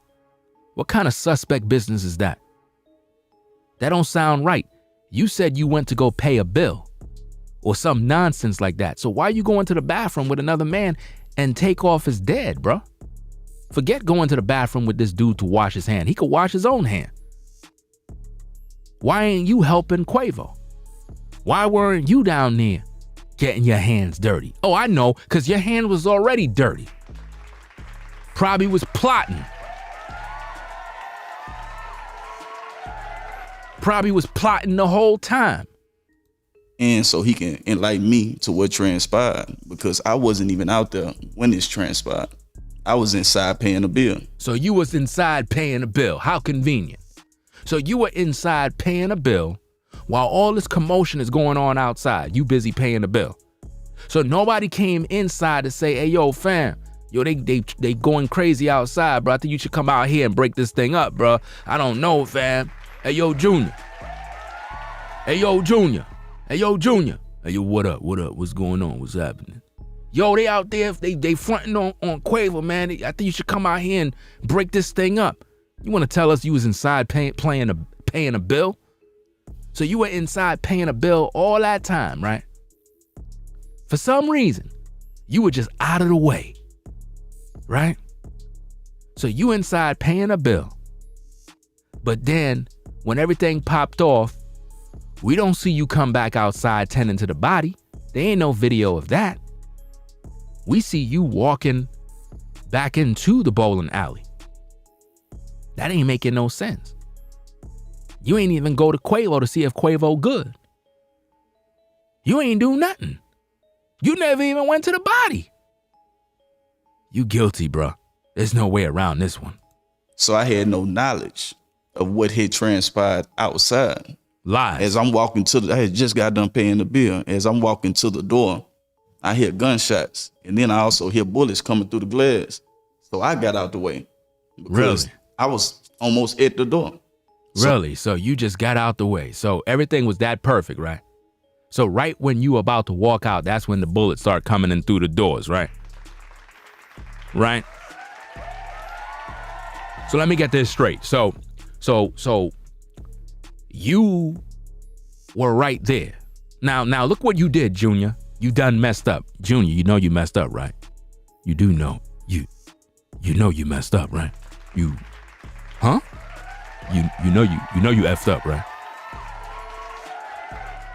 You know you messed up, right? Because now you just implicated yourself in the murder. Because now we know that you know who did it too. Because if you was about to walk out the door and you heard gunshots coming in the door, now I know you lying. Because based on the report, right? Based on the report, they only found one casing of the gun that Migo bands use. Only one shell. One. Isn't that interesting? But now here's the next issue. Everybody was standing right there, so that means you know who shot TAKEOFF. Because right after everything cooled down, you had to walk outside, right? You had to see who was who, right? So that means you know who killed TAKEOFF. Right? Anybody I see coming in my chat telling me some BS about Ringo Stop, right? You're just getting blocked. I don't got no time for that BS about what slander and all this stupid stuff. Get the hell off the platform, man. Stop BSing. What the hell you watching me for? What the hell you subscribe to my channel for? Why are you subscribed to my channel for? You know how many videos I made talking about this case? Probably 20 videos or more about slander. You don't hear these crazy people? A man is dead on the watch of Mobties. This fool talking about slander. You Mobties affiliates, listen, I don't know why the hell you come to my platform for.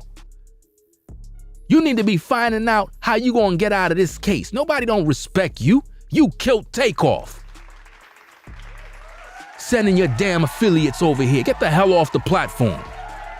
Coming here with that garbage about slander. I'm breaking down the scenario. You talking about slander. Sound like a clown. Slander. So you down with mob ties. That mean you defending mob ties. Wow. You defending the killers. You defending the same people that lined up this brother. Really? Fam, do you see how people from mob ties came into the chat? People from mob ties just came into the chat, y'all, to defend Junior. You know why? Because I'm breaking it down, fam. I'm breaking this case down. Bars. You understand? Junior said that he came by the window of the door and bullets was flying in. That mean he know who killed Takeoff. That mean he seen who killed Takeoff. You understand? That's crazy, man. That mean he seen who did it. So why Junior ain't publicly letting the people know who did it? You know why? Cause he protecting them, man. You see? He protecting them. Junior seen who did it. That means Junior was waiting for this thing to transpire. How is it that you telling me you went to go pay the bill, and after you paid the bill, conveniently, the timing was so perfect that by the time you was getting to the door to walk out, bullets start flying in? Fam, you lying. Sounds to me like this was all one big setup and it went wrong because you guys are messy. You understand? So what about your boy Clark? Hey, yo, Junior, what about your boy Clark? Because based on the paperwork, it says that Clark walked back into the bowling alley. You were in there. So that means you seen Clark. So why you not on $1 million worth of game letting the public know about Clark? Why you ain't telling the public what you know? See, fam, this is why you need to just stay quiet. It would have been better if you cats just didn't even talk. Because now you look like clowns. Because Clark walked back into the bowling alley based on the report. Y'all up there talking like y'all innocent. That mean y'all know who Clark is. That mean y'all knew he put bullets in Takeoff. So he the fall guy, right? Or Lil Cam is the fall guy. Which one is it? What's going on? I'm trying to figure out what's happening. You understand?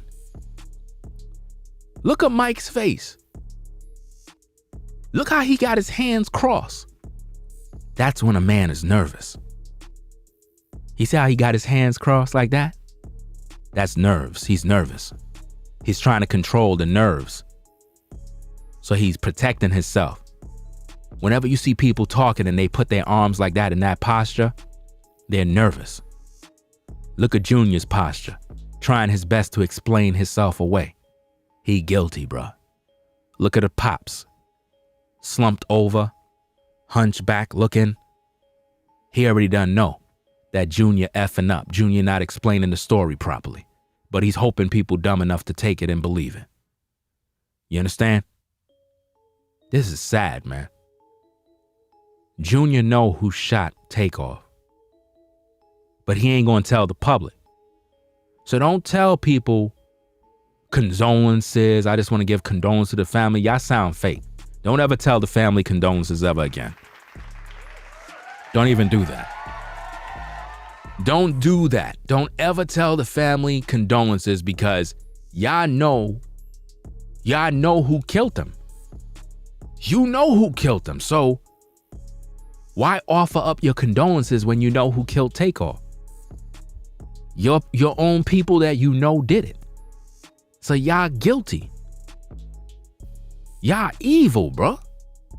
And Gillie and Wallo had y'all on the platform? Why would he even allow y'all on the platform though? Nobody don't need to hear from you cats. Y'all guilty already, bro. We don't even need to hear nothing. Ain't nothing to talk about. TAKEOFF lost his life on your watch. Ain't nothing to talk about. There's nothing to talk about. He lost his life on your watch. You can't explain this away. Y'all looking bad out here. Y'all was supposed to come out in the public, hold your L, tell the people, look, this happened on our watch. We take full responsibility. We apologize to the family. It's a bad look. That was what y'all was supposed to do. Not only that, y'all was supposed to give up the dude that actually shot TAKEOFF. Y'all guilty, bruh. Y'all guilty, man. Y'all was supposed to give up the dude that did it, fam. Y'all dirty, man. I told you already, man. Mob ties. They dirty, fam. They was supposed to give up the killer. Listen, bruh, if this is about respect, and relationships, then why didn't y'all just end the relationship with the person that shot TAKEOFF and give him up to the people so that that person who shot TAKEOFF can serve the proper time? And it is what it is. Y'all hold the L, and it is what it is. Cause TAKEOFF not coming back. But with what y'all doing right now, y'all lying on this podcast. Y'all lying, man. Junior know who did it. I end up getting out the way, and sadly what had taken place had taken place. Oh, you sound nervous as hell, bro. Look how you crossing your hand. You crossing your hand, praying to Jesus. Hoping and praying nobody don't recognize it. But bro, I can recognize it, man. I can see the body language. You nervous, bro. I don't believe your story. Because based on the paperwork, it says that Clark walked back into the bowling alley. That's what it says in the paperwork. You know? I'm just letting you know what it is, man. Because people acting like they don't see. People acting like they don't hear, like they don't understand what's going on. And I'm just trying to give the people the understanding of the real information. You know, Clark walked back into that bowling alley. That's what happened. And you need to come clean to the public and let them know what happened. Because you talking all this mess about bullets was flying in and you were just kind of laying in the cut and don't know what's going on. You know what's going on. You know good and well what's going on. You just not telling the people what's happening. You see? You not telling them what's happening. But we're going to bring back everything. We're going to bring it all out, fam. Let me see what I got for you. To all the people that's in the clouds, be sure to click the like button, fam. You know what I mean? Be sure to click the like button. You know?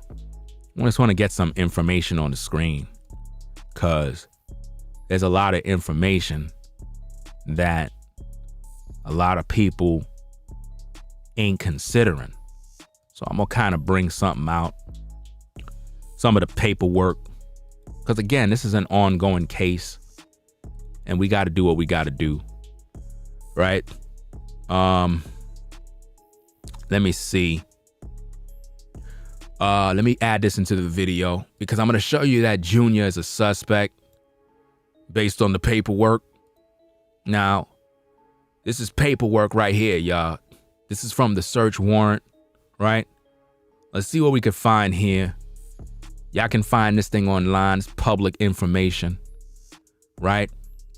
It talks about, let me see, observe from the review of the video surveillance recordings, describe above that at the time of the shooting appears to start, Joshua ran back inside the bowling alley and that he was armed with a handgun, but there is no video evidence showing him firing a gun. So Lil Cam never shot off a gun. There's no video evidence that this even happened, right? Let me see what else we got here. I guess they interviewed Willie Bland, it says, who admitted to firing a weapon at the scene, though he said he did not know the caliber of the weapon. Bland stated that he was part of the traveling group, including TAKEOFF, Quavo, and several other individuals, and stated that they were visiting local music producer JPrince, which include going to a basketball game at a local gym and then going to the party at the bowling alley.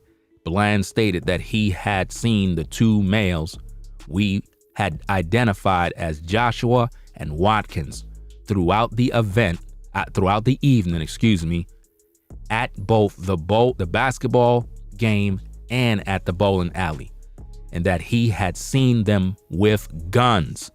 Bland stated that he was watching them both when Quavo was arguing with them just before the shooting, and as Quavo turned and walked away, he believed that Joshua said something and began pulling a gun, so he reached out and punched him. Bland advised that he thought that the males were about to try and rob Quavo.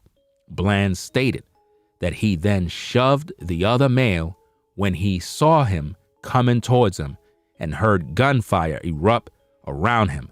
Bland stated that he believed it was probably Cameron Joshua shooting at him. So he began shooting at Cameron Joshua. Are y'all seeing that? This is crazy, man. There's some crazy information here, man. Let's see what we got here. Now check this out, fam. It says that a black male, later identified as Patrick Clark, had previously developed as a possible suspect, pulled a gun and fired multiple rounds in the direction of the complainant seconds before the complainant collapsed to the ground. They're talking about TAKEOFF. The video does not show any other individual shooting a firearm or positioning their bodies to shoot a firearm, arm raised in firing position. From the same direction from which Clark was shooting on the video, Clark can be seen discharging the firearm several times. Multiple muzzle flashes are visible. You understand?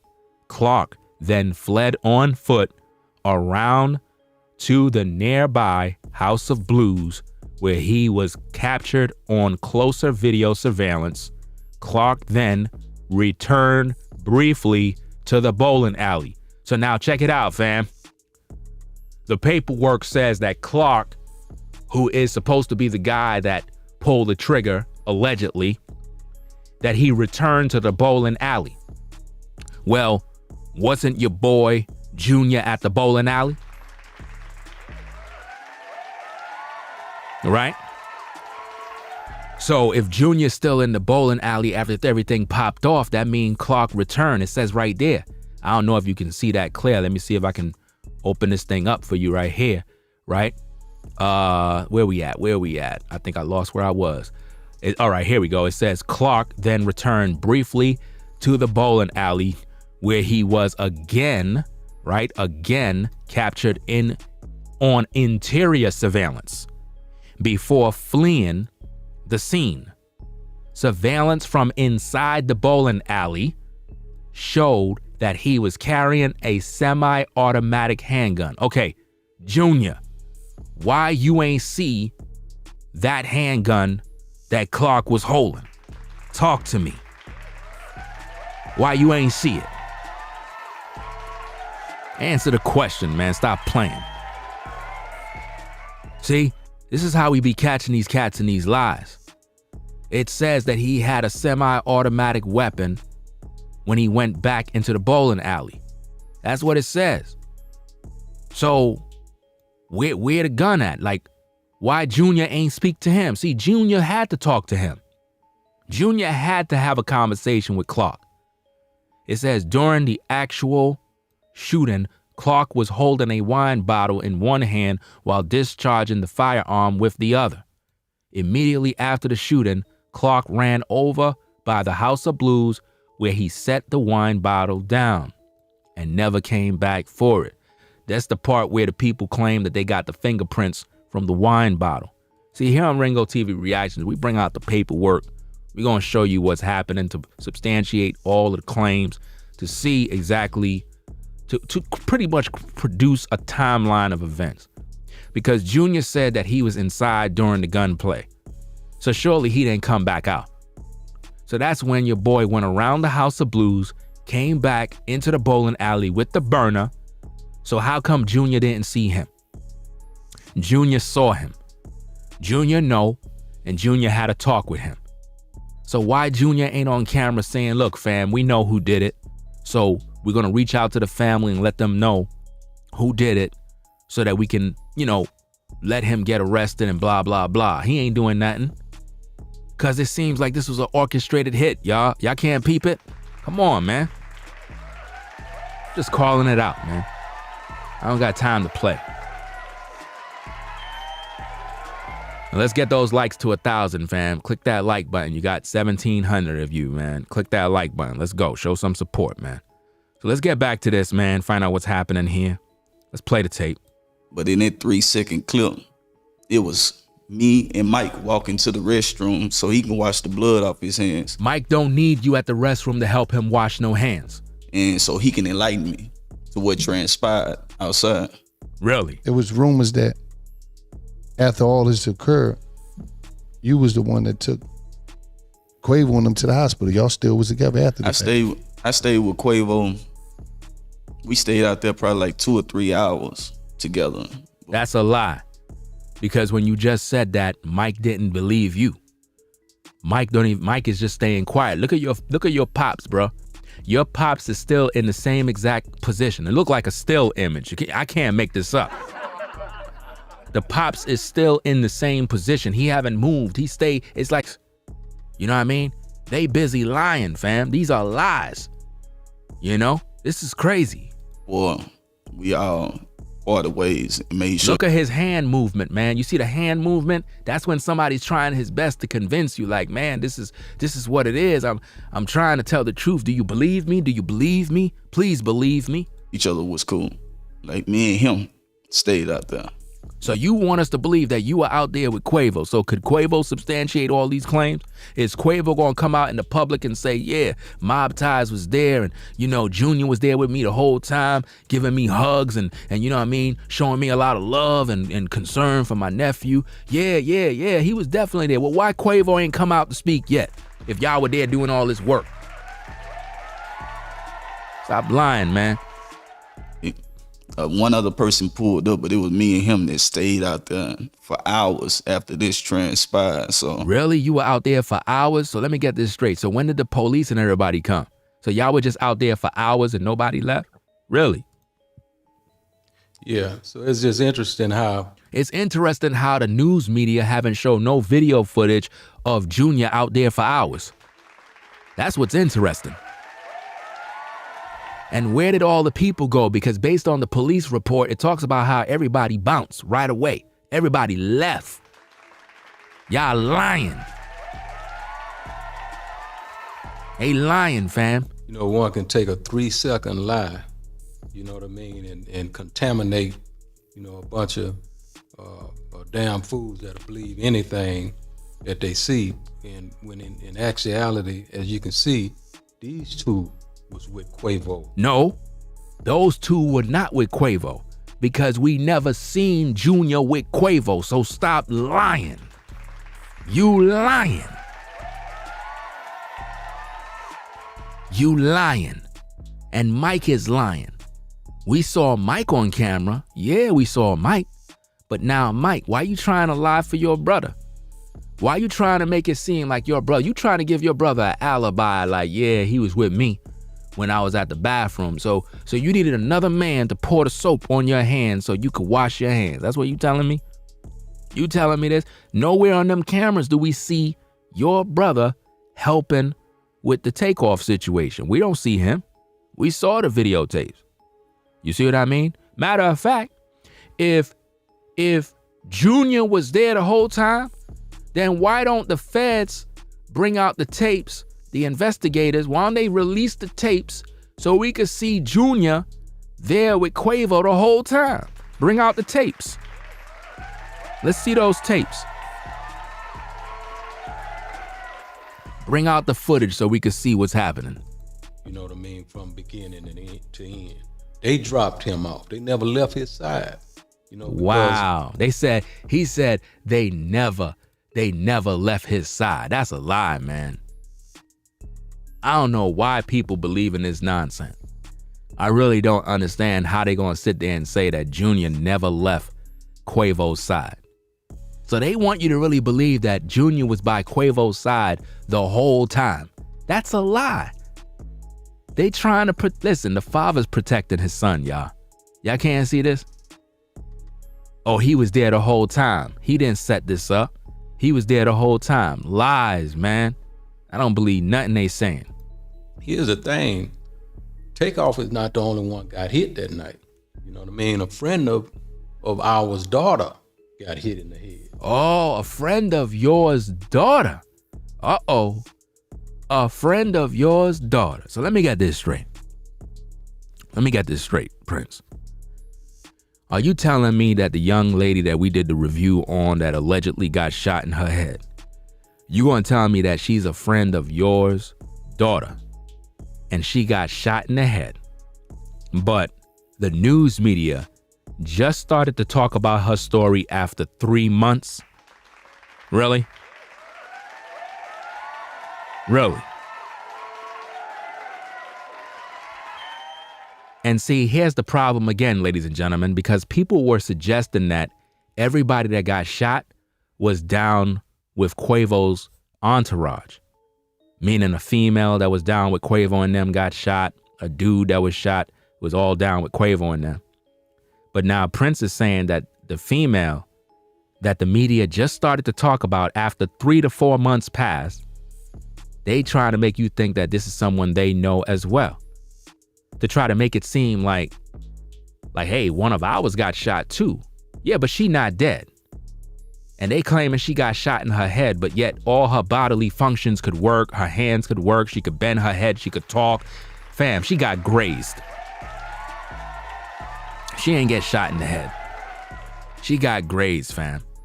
You know, so somebody could have been mad about that and wanted to come back and do some things. Why you talking about that? And here's another thing. The only person that could get mad about that would be you. Because here's the thing. The only one that could have put the bullet in that particular young lady that you claim you know, that is the daughter of somebody you know, would be you guys. So if y'all want to be mad, be mad. Why don't y'all go after the person who did it? Because the person who did it is from y'all clique. So what you saying makes no sense. We supposed to be focusing on TAKEOFF. Who killed him? They playing games, man. They playing games with y'all intelligence right here. Y'all got to peep the game. They was there with the homie. And whenever he decided to speak. And notice this. He's talking about Quavo when he decides to speak. But notice he said it wasn't just TAKEOFF that got shot, a young lady. Well, what about the young man that got shot? Why you ain't talking about him? There was somebody else that got shot too. Up to now, listen, up to now, we don't even know who the person is. We don't even know the severity of their injuries. We don't know anything about them. They totally ignored that story. Let's listen to him bring up Quavo now. The thing, TAKEOFF is not the only one got hit that night. You know what I mean? A friend of ours daughter got hit in the head. You know, so somebody could have been mad about that and wanted to come back and do some things. So they was there with the homie. And so let me get this straight. So you're suggesting that because none of y'all got mad to get no get back, nobody should be mad about y'all killing TAKEOFF. That's what y'all saying? Are y'all seeing are y'all peeping this, man? In other words, why y'all mad about TAKEOFF dying? You know what I mean? We could be mad and want to get some get back too, but we ain't do that. So why y'all getting mad? This is crazy, man. Whenever he decide to speak, he gonna validate everything we saying. Wow. He just said that Quavo is gonna validate everything they're saying, y'all. Prince Sr. just publicly said that your boy Quavo, that a lot of you defend and think is legit, that he's gonna validate everything that the Prince family is saying. That's crazy. That would mean that he down with mob ties, y'all. You know what I mean? Because he know he was never abandoned. He know he was never disrespected. He know every time he have came to Houston, it been nothing but love and respect. That's why he came so many times. When you hear Houston, you hear mob ties. And some people would say that it's some type of protocol for people to check in when they come to the city. And this coming from a person like me and Gil, we ain't never check in when we came to the city. Why are we wasting our time with the check-in, Prince? You talked about the check-in on the last podcast you were on that we covered. Why are we bringing up this check-in nonsense again? Come on, man. Can't we just get down to business? So is there supposed to be a certain protocol for people to check in? No, and I begin with me, and then he can speak, and they can speak for the other generation. But I'm a never, you know what I mean? We don't have time for no sucker shit like that. Listen, man, at this point, they just buying time because it makes no sense what they're talking about here. You know what I mean? He already covered this in another interview already. So this is just like album fillers at this point. Now a lot of people from the different police departments and all these different people want to insinuate like we extorting people. They have to check in. Man, that ain't no money in that shit. I wouldn't have. I got more money than I could spend. Nobody don't cares about how much money you got or how much money you can spend. People want to know how TAKEOFF died, and are you guys going to take personal accountability for the fact that he died on your watch? That's it. See, here's the thing, Prince. I think that a lot of y'all have too much pride because of the organization, because of all the things y'all did. And y'all figure, well, y'all above the law, y'all above criticism, y'all above, anybody trying to even talk about you. And I think that that's going to be responsible for your downfalls, that you're clearly in the wrong. You clearly are responsible. Your sons done effed up. They brought dirt on the family name. And to me, as a father, you were supposed to come out and just make your sons fight their own battles, in my humble opinion, respectfully. I think that you should have told your sons, this is on you. I'm gonna go lay low in the cut. You guys are gonna go out there and talk for yourself, since you want to be gangsters, since you want to be thugs, since you want to be mob ties. Okay, Jazz, since you put that gun in Migo Band's hand. Mike, since you weren't, you didn't break up the little argument. Junior, since you were hiding, right? Okay, you three go up on the podcast and represent the family. If y'all F up, I'm gonna have to do something about this situation and sit you guys down because y'all done effing up my business. That's what he's supposed to do. Because at this point, the pop don't need to be talking. If you weren't there, you don't even need to be talking. So by the pure fact that you talking, by the pure fact that you there, right? That right there is a red flag, and it kind of make it look like you were at that event. Maybe inside, maybe in the building, maybe around the corner, somewhere. But I really feel that your sons are grown. They grown men. They of age, right? This happened on their watch. They need to be responsible for this. You need to let your boys handle their own business and don't come out in the public to use your power. You shouldn't even be here. You should let them fight their own battles. Straight like that.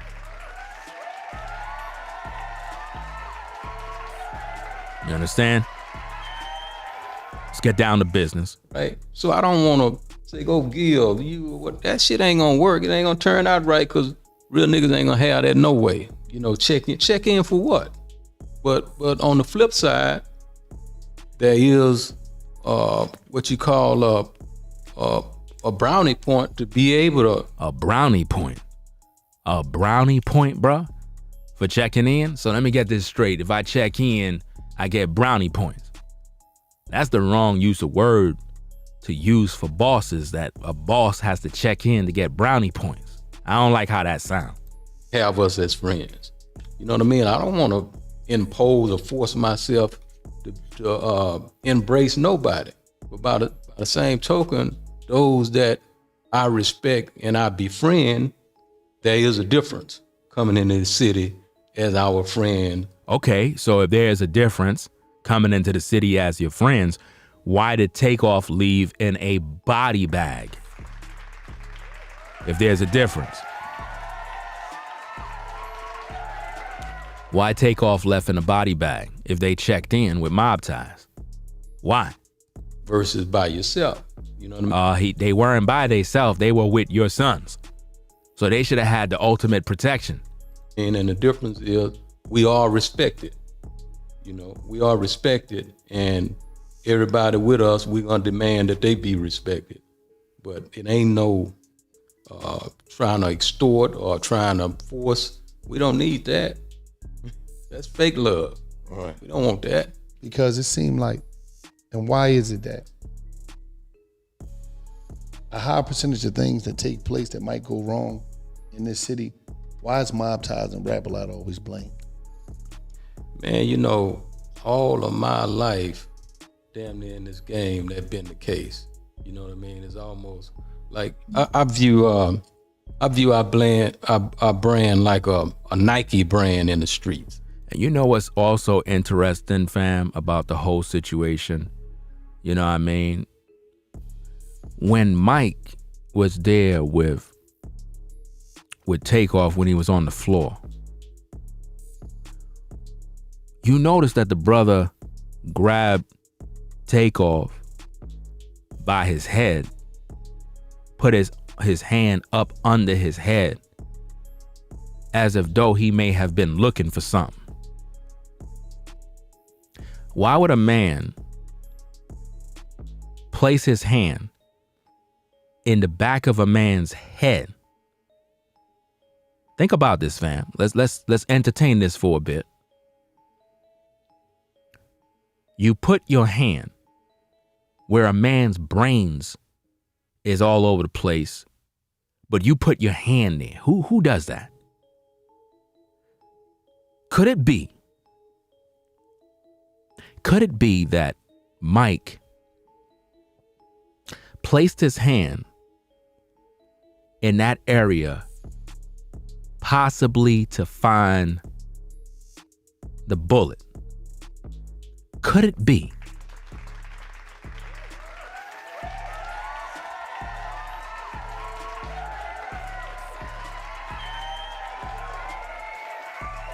Could it be? Think about that now. Think about that. Because if somebody got shot, why would you even want their blood on you? He probably went there, did what he did to get the evidence removed so that nobody won't notice it. You get what I'm saying?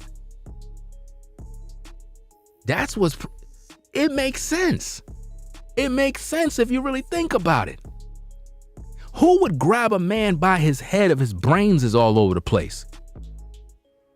Because he could have put his hand up under his head, moving around his hand while he doing that. You would be, why your hands are so bloody that you need to go to the bathroom, bruh? What were you looking for?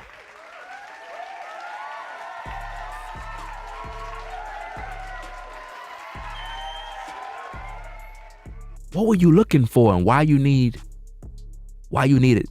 your boy Junior to be with you? Sounds to me like you guys did this before. Looking for those shells, right? So that nobody won't know this and don't know that. How do we know it was Clark's gun? It could have been Lil Cam's gun.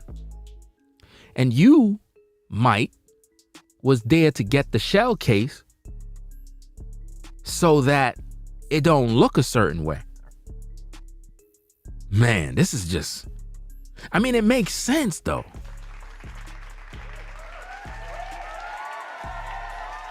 Look, ladies and gentlemen, nobody would grab a man by his head, pause just in case, but grab the back of a man's head while his brains is all over the place. Why would you do that? And if you look at the video carefully, he did that. So why would he do that?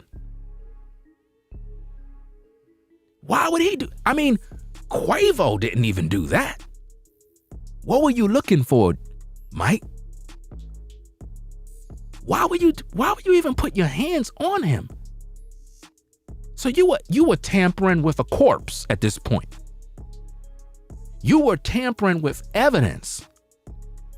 And that is probably why you went to the bathroom, because you had to confirm with Junior that you may have allegedly got the bullet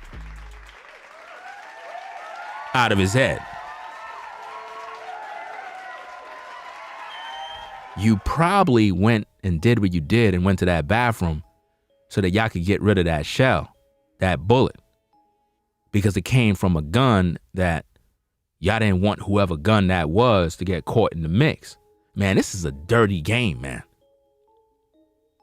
Because if I was there, I ain't putting my hands on nobody. I don't want no blood on my hands. Why would I even do that? He was tampering with evidence, y'all. You know, everybody wear it. You know what I mean? Because it's something proud to wear and feel good about. But, you know, all of those everybody's, and I done a post say everybody with us ain't one of us. Whoa. Everybody that's with us ain't one of us. So you distancing yourself from the person who shot Takeoff, but you're not telling the public who did it. Okay. You know what I mean? Everybody wear that hat, wear that attire. You know, you can't give them to me. You know, you can't give all these people that wear Nike and may go shoot up, bang, bang, or whatever. And he talking about Clark, y'all. Because word on the street, Clark had a Mobties shirt on. So in other words, everybody that wear the shirt doesn't mean they down with us. So he's using an example of Nike and this and that. That doesn't mean you down with a special team or whatever. That's what he's talking about, Clark. Nike attire, y'all don't try to give it to Phil Knight, whatever that dude name. You know what I mean? So don't try to give me that shit, but they do. You know what I mean? And I learned to accept the things that I can't change the things that I can, and have the wisdom to know the difference. Oh, so you're trying to change the narrative. That's what you're trying to do, right? And you hoping that people have the wisdom to just look at you as an angel and y'all ain't do nothing wrong right now. We can see through the smoke and mirrors. You know what I mean? Because, you know, with us and with the success that we have attained for so many years, brings about a certain jealousy and envy and all that kind. So now people jealous of you, right? So that's why y'all killed Takeoff. You getting off the subject. Nobody cares about all the jealousy stuff and all of that mess. You getting off course right now. Focus on Takeoff. That shit with it, man, until, you know, it's like a snowball effect where you really can't stop it. You know what I mean? You know, I give you a story my 114-year-old great grandmother gave me. She said, people gonna say what they wanna say. You just don't let it be so. So I live that life of just not letting it be so. So you're trying to stop people from telling the truth. That's what you basically just said right there. Let me ask y'all a question. What's the, from the Prince family standpoint, what's the worst, what is the, when you get into feelings, what's the worst feeling that y'all had that from what happened that night? Like what eats at y'all the most of what happened that night? The fact that they allowed Takeoff to die. That's what's eating at them right now. Why are you asking them these crazy questions, Gillie? Like they are responsible for Takeoff's death. What are you doing? They killed them, bro. Their people killed Takeoff. You making it seem like they the victims. Like they the ones that are sad. This is crazy. Other than Takeoff, losing his life. Let me just say this. I don't think, I heard you say other than that, but that's at the top. You know what I mean? He lost his life. Other than that, the worst thing to me is this clown that came here. I wish he would have never came with Quavo. I wish he wouldn't have never brought this nigga into Houston, because he can't think. You know what I mean? This whole root of everything happening is from his action. Really? From his actions? So he can't think, but your man's put a bullet in Takeoff head, but you ain't giving up your people. You ain't giving up your people. You focusing on Migo Bands. So you basically saying, yeah, we killed Takeoff, but that's because Migo Bands did what he did to Lil Cam. That's why we killed. They confessing, y'all. You can't see it? And to be frank, honest about the situation, I wish that bullet would have hit him instead of Takeoff. Wow. He was the one that deserved that. You know? Wow, he just said he wished the bullet would have hit Migo Bands. That's crazy, man. So you wanted somebody to die. Man. I mean, Takeoff didn't deserve that. But what about Quavo? He the one who said, let me go before I hurt someone. He the one who triggered everything. You ain't talking about Quavo. You ain't say Quavo deserved the bullet. You see what I mean? Why you ain't holding Quavo accountable for what he said? He threw out a threat first. See, nobody's talking about that. You know, so that's the worst thing that I could think of, because if he don't make that move, then the night is everybody's still here and live to see another day, and you know what I mean? It's bubbly and lovey-dovey. Right. You know. And I understand that, you know, the Takeoff situation is the most important thing, you know what I mean? But I'm saying, you know, other than that, from the Prince standpoint, it might be like that it ever even was possible that it could happen. Yeah. You know what I'm saying? Yeah, no, real clearly. And Yo, Gillie, I don't think you paying attention. Are you not listening, Gillie? The Prince family is basically telling you that they killed Takeoff because Migo Bands struck Lil Camp. Are you not paying attention? They already confessed in the beginning of the stream. I peeped that right away. I called it out. They basically said, hey, the reason why nobody never died on our watch is because nobody never tried to attack us. So, since Migo Bands tried to attack, right, we killed Takeoff. It is what it is. For every action, there's a reaction. That's basically what they said. you know, as I said, man, the root. You know, everybody, even the police department, want to get around the root of what really happened. Now, there's a law that goes on around the world where if me and you go rob a bank and, you know, the police or somebody is shooting, trying to protect that bank, right? And hit some innocent person, who you think get that charge? The person that shot that innocent person, or the root of the situation that was robbing that bank? The root. Okay, so if the root is the one that everybody gonna target, then that means Mobties and the Prince family is responsible for the death of TAKEOFF. Thanks a lot for confessing. You see how easy that was?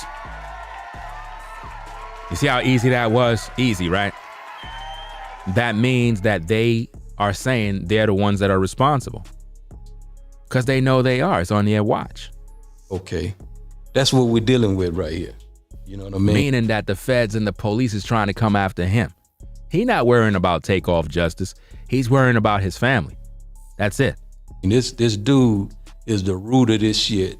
You know what I mean? And from what I done read in this police report. Police report? So you got the police report? Wow. You know, where he's, you know, telling on everything he can tell on Jazz. And you know what I mean? He moving on. So hold up. You mad because he telling on Jazz because Jazz gave him a gun? Then if Jazz gave him a gun, then that's what Jazz did. Why are you mad? He got the gun from Jazz. You mad because he told? You telling right now. Say he was trying to be robbed, and man, don't nobody who want to rob. You know, them little dudes, the last thing they would have done was violated and tried to rob Quavo. So then why were they arguing with Quavo? You talking about violate. If you saying they wouldn't have robbed Quavo, why they arguing with Quavo? Why would Quavo be put in a position where he have to argue with other men if he's so well protected? If you a boss and you coming through, Migos in the building, they shouldn't even have to be arguing nobody. Anytime you see anybody arguing with the Migos, somebody from Mobties was supposed to dead that right away. call their mans on the side. Yo, bro, come over here, yo. Yo, dead that, fam. I don't want to see you guys arguing with the Migos. Those are my guests. Those are my people. They in the building. We treating them right. Don't let me see you arguing with them. I don't know what kind of crazy organization they dealing with, but I can tell you nobody listening to nobody. You know what I mean? Maybe they listen to Senior when he come through, but when Junior and Mike and them is out and about in the hood ain't listening to them. They had no control over anybody that night. No control. And it's not about control like you not a man and you some sort of sucker. I'm talking about respect. You know what I mean? Every one of us as men, we understand what I'm talking about. Respect is not like, oh, you soft, you a sucker, something wrong with you. No. If you know you got the Migos in the building and we goons, we from the hood and we down with mob ties, they letting us rock with them for the night, partying with them, whatever, whoop-de-whoop, right? And we with these people, then out of respect, we gonna literally keep things cool because we know we representing mob ties. They in the building, it's their house, their party, they got the Migos in there. We ain't gonna front on them, even though we know what we capable of doing, even though we know we can rob these cats if we want, we know there's gonna be consequences for that. Why? Because of the kind of family we dealing with. You understand? So out of respect, it's not necessarily fair. We're talking about respect. You understand? If you with these people, you're not going to respond in a certain way because you know it's not going to be tolerated. It's not going to be tolerated. So by the pure fact that somebody put a bullet in Takeoff's head, it had to be either sanctioned by mob ties or the people that were with mob ties had no respect for them in the first place. They said, to hell with you. I'm going to do what I want to do. And they just took Takeoff out. It had to be sanctioned. That's my first thought is that somebody gave the green light to kill Takeoff. You understand? It's just that way because, again, if Mike is supposed to be one of the Prince brothers, he's supposed to have the same power like his pops. That's the way it go down. Meaning, if the son tell the group, yo, fall back, go inside the bowling alley. Everybody supposed to go in that bowling alley, man. I don't care how big you think you are, thug, street, whatever. You going back in that bowling alley. You understand?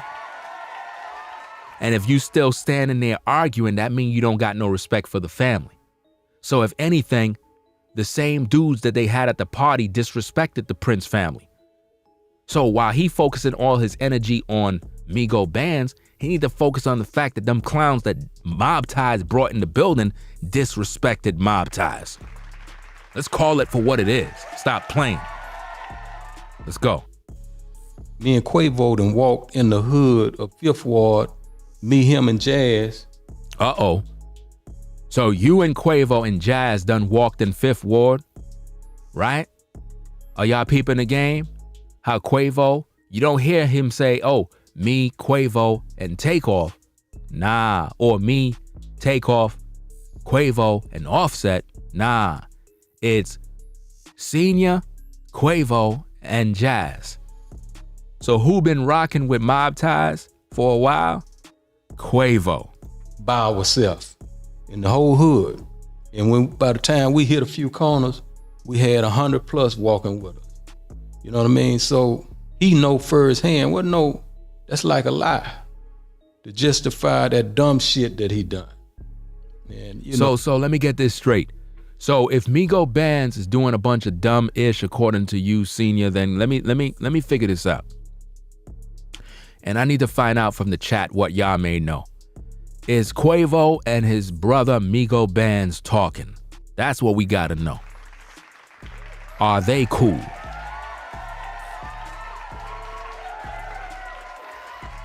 Or did Migo Bands get on a plane and leave the country?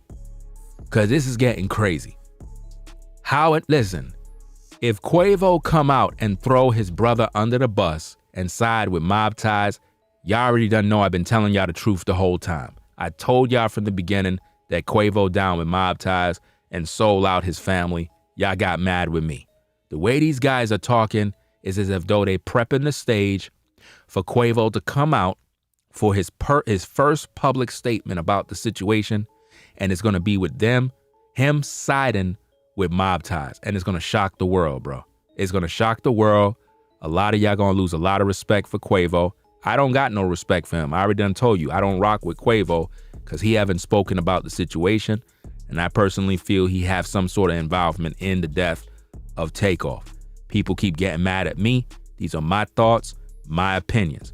You can believe whatever you want to believe. I'm gonna hold to what I believe. You gonna see Quavo gonna come out and he gonna side with these cats, because if he don't, he gonna be a target. Trust and believe that. Oh, that's just the root of the shit, man. If I could change it, I would change it. If I was God, I would have reached and grabbed and stopped the bullet. But you think that you're God. Always remember that. You think that you're God. That's why when you come around, people get nervous. That's why when you're on the podcast, Gillie and them is looking nervous. Why? Because you, for some reason, when you come through, they figure you got so much power that you can take away what they got. So you do believe you're God. Let's not play games. You do believe that. You do believe you're God. Hitting the loved one, because I love him that much. You know what I mean? But I was in the bed asleep. If you love him that much and you love all these Migo guys that much, why you threw out that threat at Offset? Stop the cap. Just to Now let's check out what this guy got to say. just to elaborate on that, man. I think, like I had spoke before and said, that the biggest thing is just me thinking about that whole night and that whole situation, to where, like you guys spoke on, so many speak about the family, how one should have been controlled, why it happened, this and that and another. You know what I'm saying? Well, we're not God. You know what I'm saying? But we believe in him. You don't believe in God. Stop lying. Ain't none of you in Mobties believe in God. You guys need to stop the cap, stop the playing. None of you follow the Bible. None of you stop. You don't follow the scriptures. Just stop. Just stop playing. Y'all follow the devil. I'm just calling it straight. No sugarcoating. You guys follow the devil. That's who you follow. Satan. Satan is your God. Satan is the God that Junior follow. Satan is the God that Mike follow. Satan is the God that Prince Sr. follow. The Prince family in this situation do not follow God. They don't follow the Bible.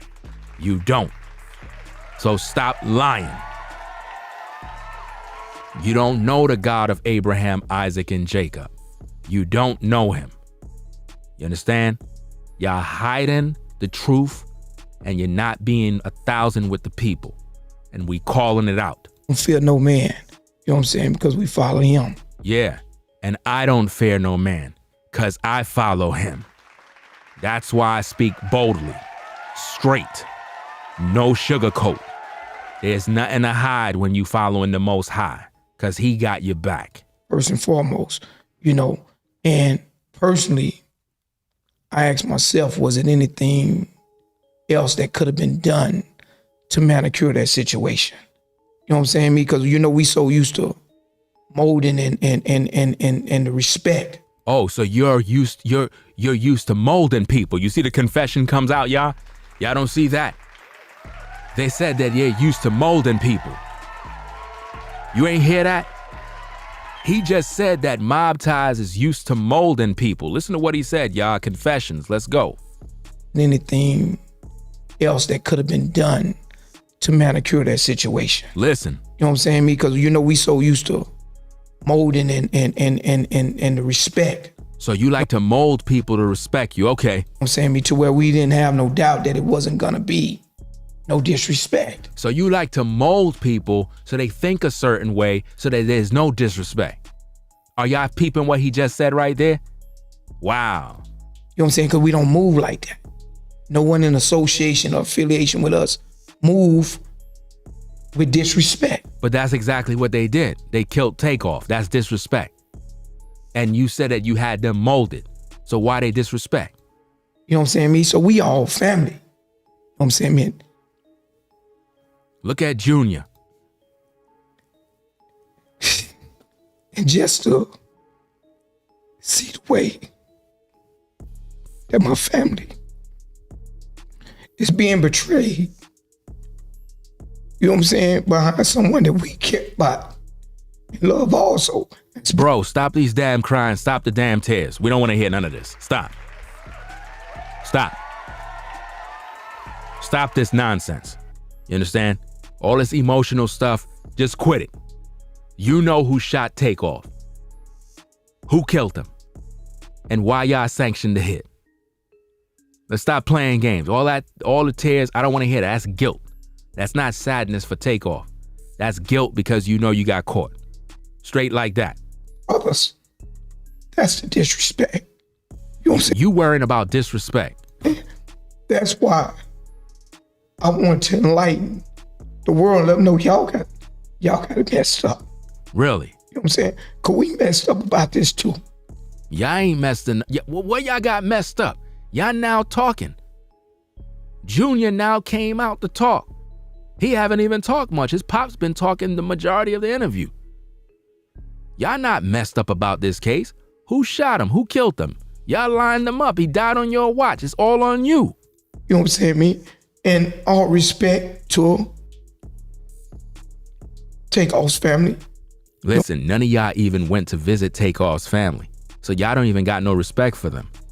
I guarantee you, none of you went down and visit his mom and pops and family and relatives and paid any respects.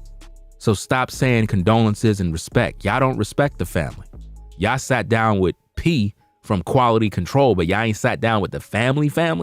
Come on, man, that's a red flag. Same as loved ones. We love them and respect them too. You know what I'm saying? So it's like 1 hour was took that night. You know what I'm saying, man? Like, bro say behind this clown, man. We don't move like that. You know what I'm saying? When we say move, we move.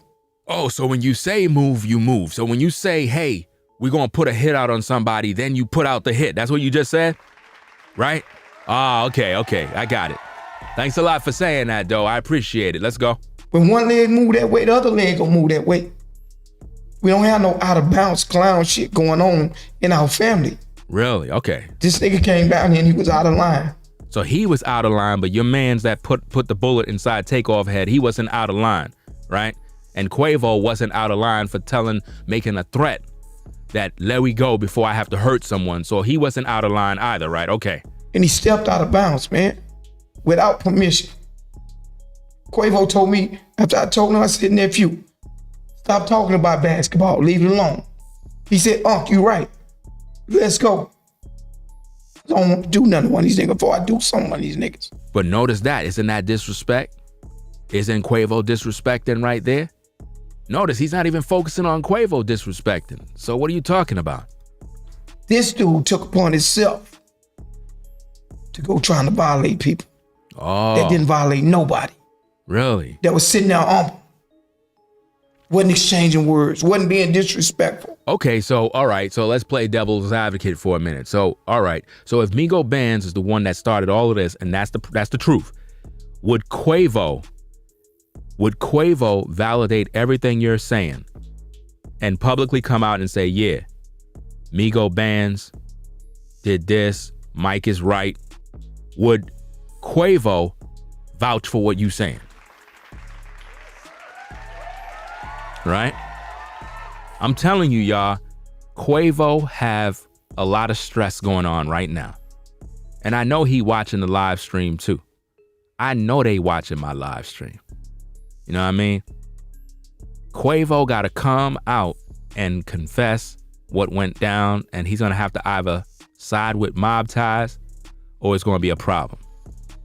It's not going to be healthy for him, in Senior's words. Right? He just decided he wanted to be a bully that night and prove something to someone. I don't know, probably because he's the biggest guy out there. I don't know what it was. But Junior plays a bully on social media all the time.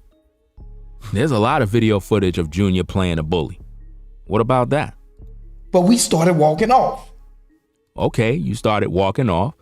Was that a cue for them to kill Takeoff? You know what I'm saying? Didn't nobody in the family violate nobody. A man is going to defend himself. Oh, so now you're justifying it now. So now you're justifying that a man is going to defend himself. So are you saying Lil Cam shot Takeoff? Because nobody's talking about Patrick Clark. Nobody's talking about him, the DJ. You just said a man is going to defend himself. So that means Lil Cam killed Takeoff. That's what you just said right there. Yeah, we got a confession, y'all. We got a confession. Lil Cam did it, y'all.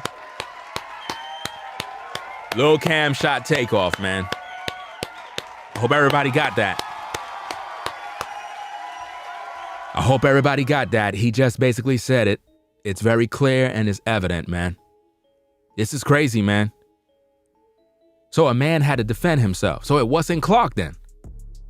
So Clark was innocent. You just said a man had to defend himself. Nobody's talking about Patrick Clark.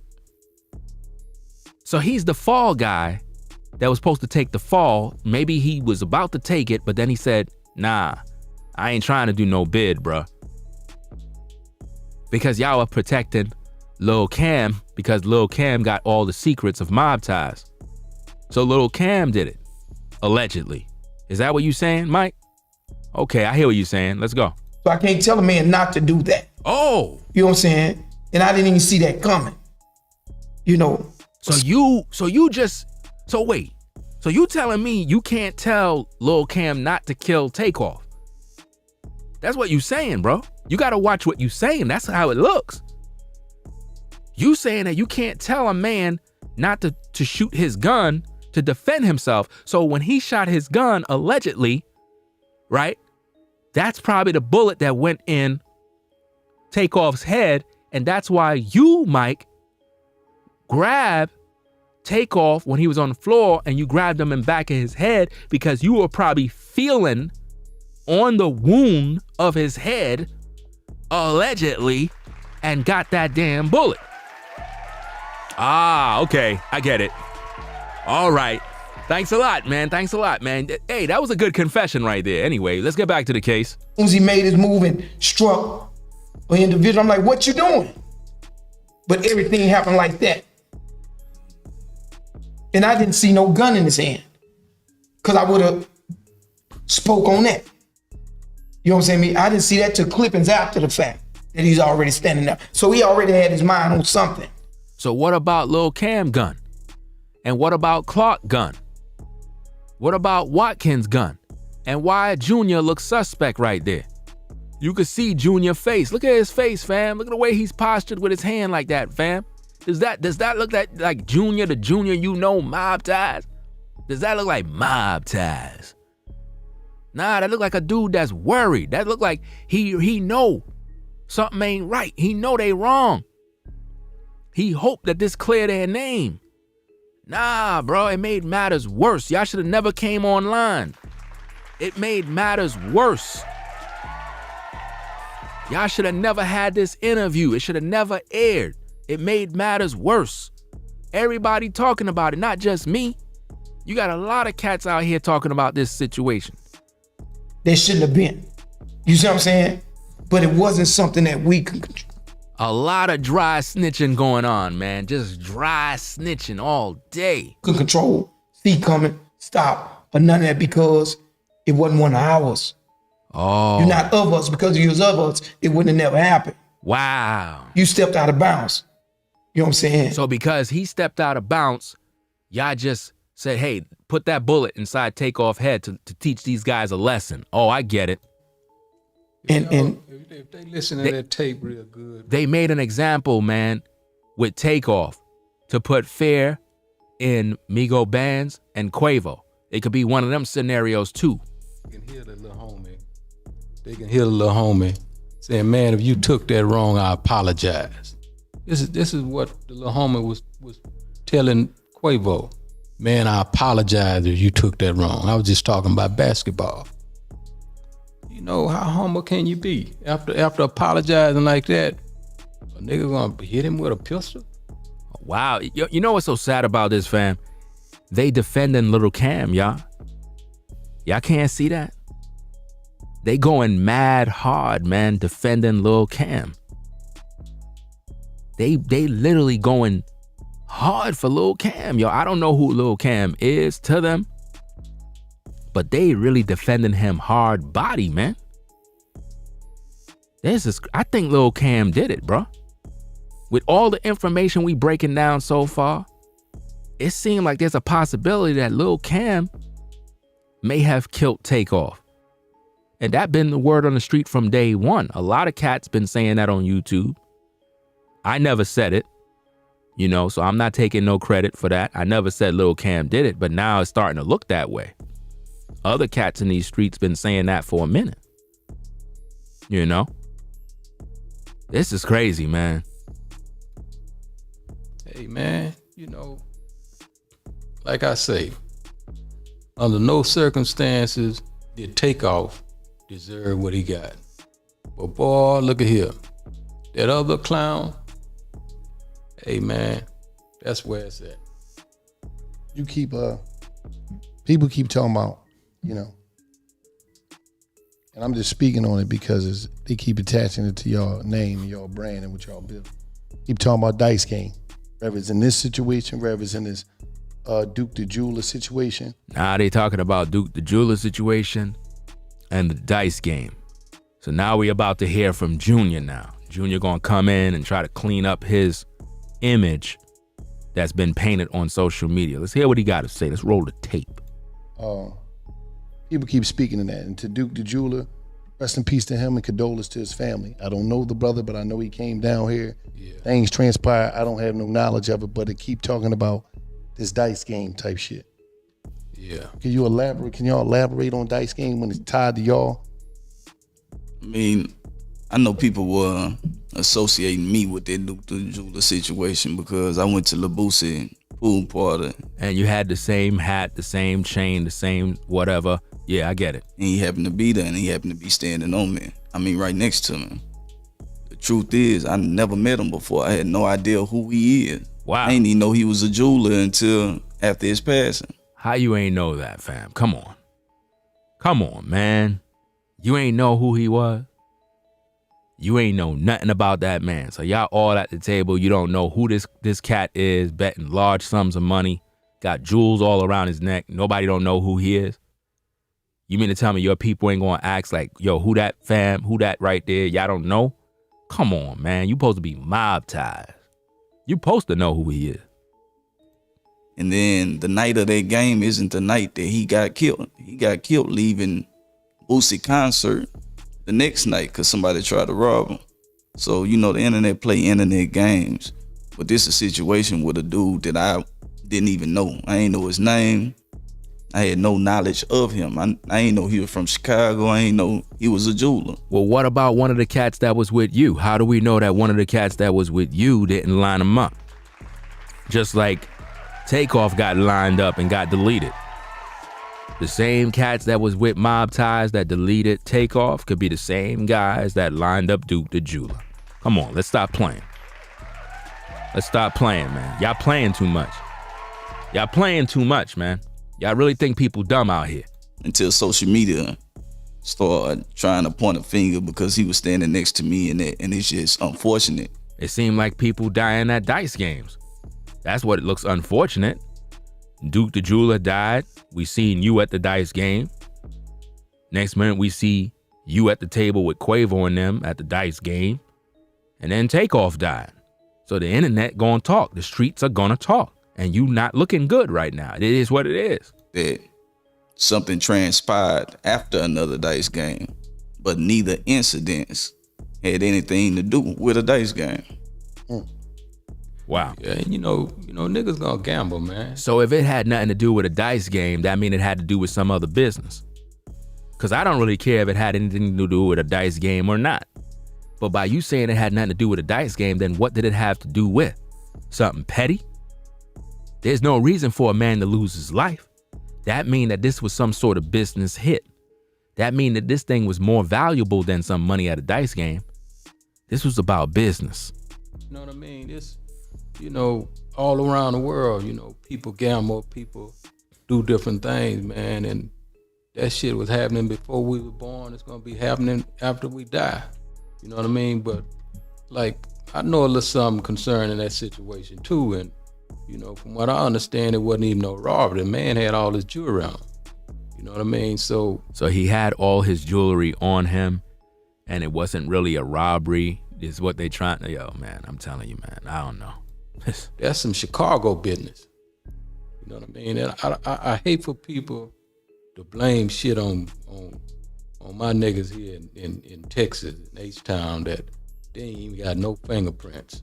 Oh, so because they don't got no fingerprints, then you saying that they can't be blamed because the fingerprints is not on them. So what you're essentially saying is that the fingerprints is on other people. And that's pretty much how mob ties do business. They don't let their fingerprints get around. They let other people's fingerprints get around. Is that what you're saying?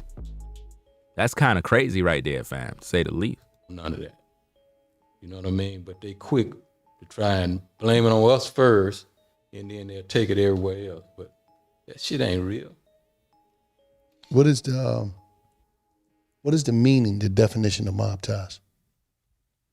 Movement of bosses together in elevated structure. But there was no elevated structure that night when TAKEOFF died. So there was no real bosses on site. See how we did that? There was no bosses in sight to control the crowd. Ain't that powerful? I never knew. No, I never heard it that way. Nobody cares if it's powerful. Let's stop playing games. Let's stop clouting. Let's stop patting each other on the back. TAKEOFF is dead, and y'all worried about, you know what I'm saying, a movement of bosses in elevated structure. Listen, there was no structure that night. Basically, our goal is Say that one more time. movement of bosses together in elevated structure. Oh, okay. But nobody was moving together in elevated structure.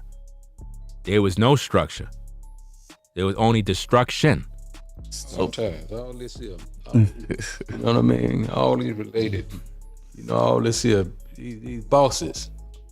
Well, this here, that's All boss brand. That's Drake. Uh-huh. Carl Crawford, 1501. That's Megan Boss. Uh-huh. Mob Ties. You know, Finesse. Notice what he's doing, showing off the chains and all these. Nobody cares about this stuff. You see, that's disrespectful.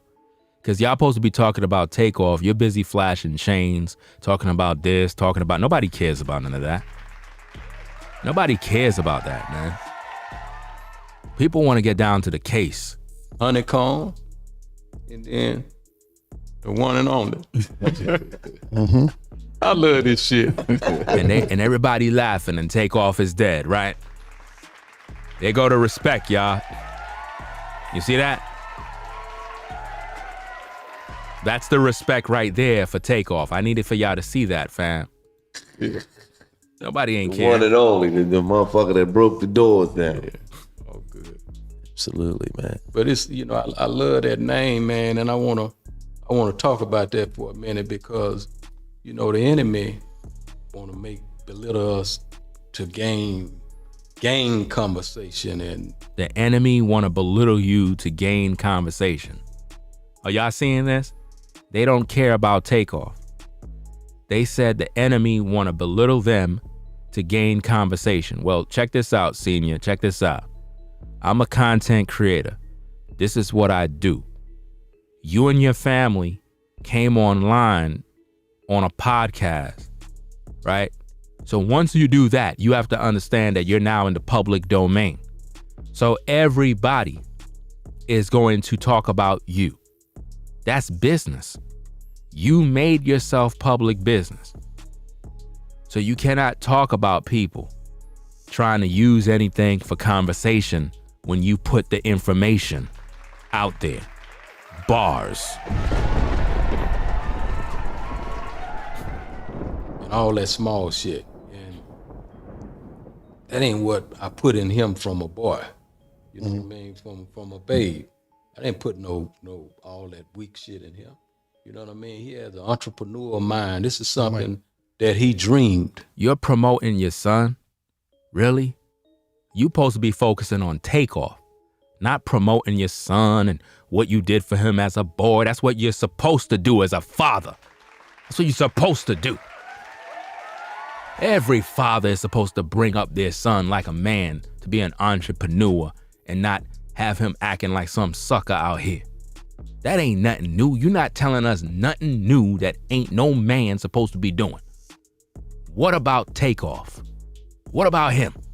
You know what I mean? He been dreaming, blood, sweat, and tears went into this name, and it wasn't on no negative bullshit that they try to paint the portrait on. So y'all just fighting to protect the name. Y'all don't care about justice for TAKEOFF. No. So now you know the move. You know the meaning. You know what I mean? A movement of bosses. You know what I mean? A movement of bosses. If you don't remember the rest, just like you don't remember the rest. Movement of bosses together in elevated structure. I mean, you don't even remember your own words. Like, this is a problem, bro. This is sad. Remember a movement of bosses. And if you qualify, let's ride. Now, Jazz, how Jazz not here to speak, but how do Jazz feel? Knowing they was coming down here for him. Yeah. Jazz, man, was heartbroken, man. Listen, Jazz was not heartbroken. If he's heartbroken, why he not there with you?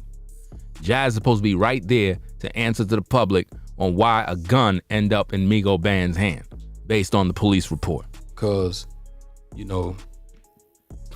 Quavo, them came down because Jazz was having a surprise JPrince Day. The city of Houston was giving him his day.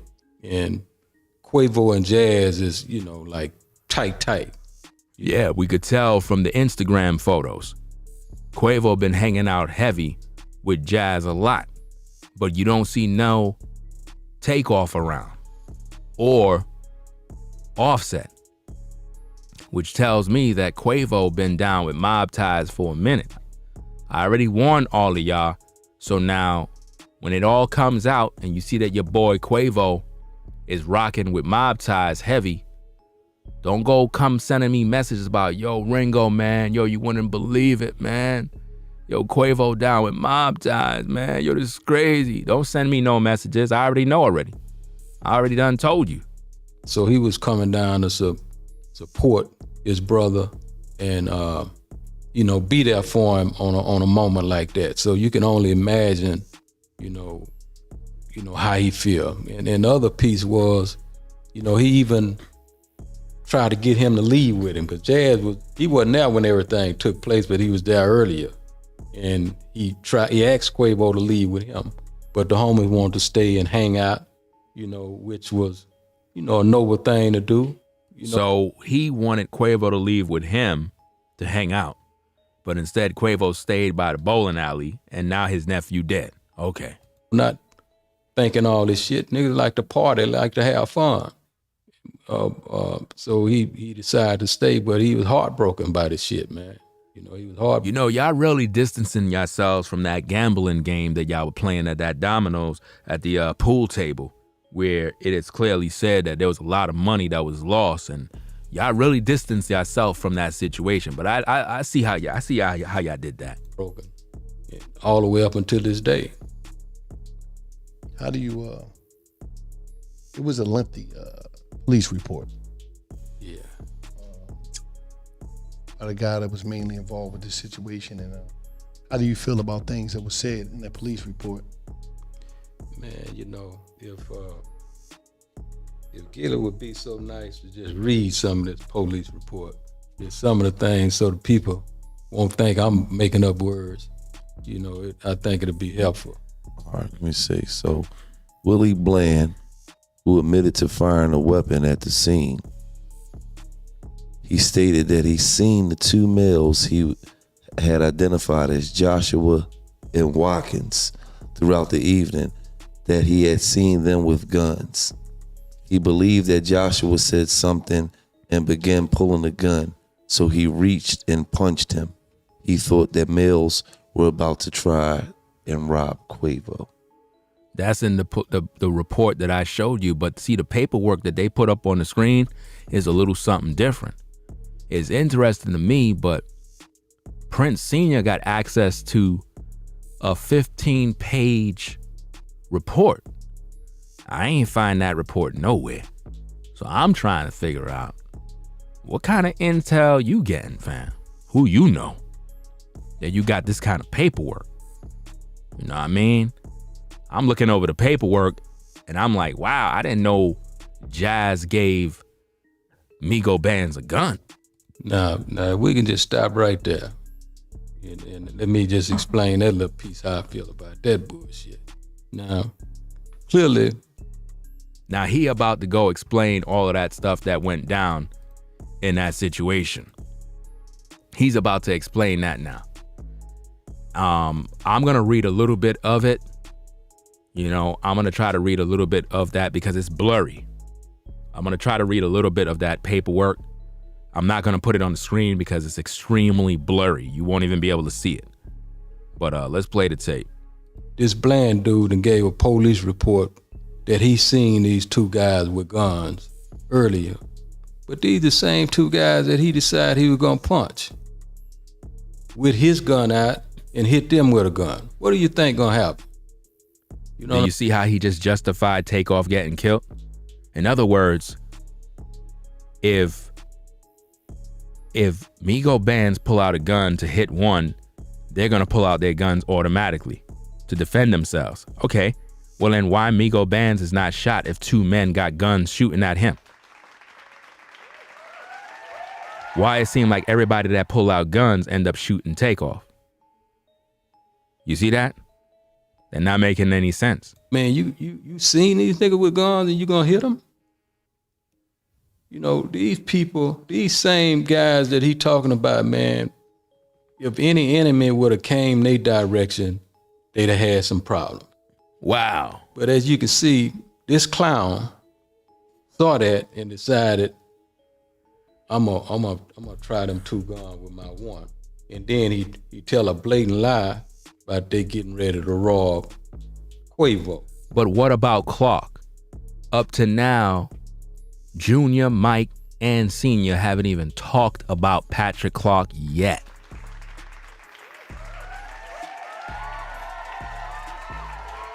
They didn't even mention that man. And Lord knows if anybody, any of them people would have tried to rob or touch Quavo, it was gonna be some real problems. So that's just not true. You want me to finish reading? Yeah, might as well. Let's let them know how. This dude, here's what he doing, Gillie. This dude right here is running back in Atlanta, getting on the real niggas. So we have to get him $1 million worth of game. Let him know, now this is what he doing out here in Houston. Now if he running up under y'all, and you embrace him, that's on y'all. In other words, he just threw out a threat right there too. Y'all didn't peep the game. A lot of you bloggers that are reporting, y'all ain't peeped the game what just happened there. Basically what Senior just said is Migo Bands is getting up under other people probably for protection. So when things come around, when the heat come around, y'all gonna all get it. You get what I mean? So if you hiding him, trying to protect him in any way, right? Doesn't matter who you are, cause we looking for him. That's basically what he's saying. He's saying we looking for him because we got problems with him. He causing us a lot of problems and he hiding, we looking for him. So if you got him under wraps, we gonna take care of you too. So it's a lot of dry snitching going on. They telling on themselves. They letting the public know what their next move is. They not playing chess. They playing checkers right now. It's a bad look on mob ties. It's just not a look. It's not looking good right now. I can't hide it from him. I want him to know. Wow. And I know y'all them kind of people, so let's let them know. He said he want him to know. So basically, Gillie and Wallo is allowing mob ties to put out, I guess, warnings and threats on Migo Bands and Offset. Now, I'm not going to cover the section with the threat because we did that in 2 different videos already. We covered all the footage in that. So I'm not going to play the video past, those sections. He believed it was probably Cameron Joshua shooting at him. So he began shooting at Cameron Joshua. Video showed that Joshua ran back inside the bowling alley. Now think about that. Why would he be shooting at Lil Cam if Clark is shooting at TAKEOFF? Think about that, fam. I really believe that they put Clark to be the fall guy. And the investigators, the feds, whoever's talking all this crap about cameras is working with Prince to try to line up Patrick Clark as the guy that's the shooter.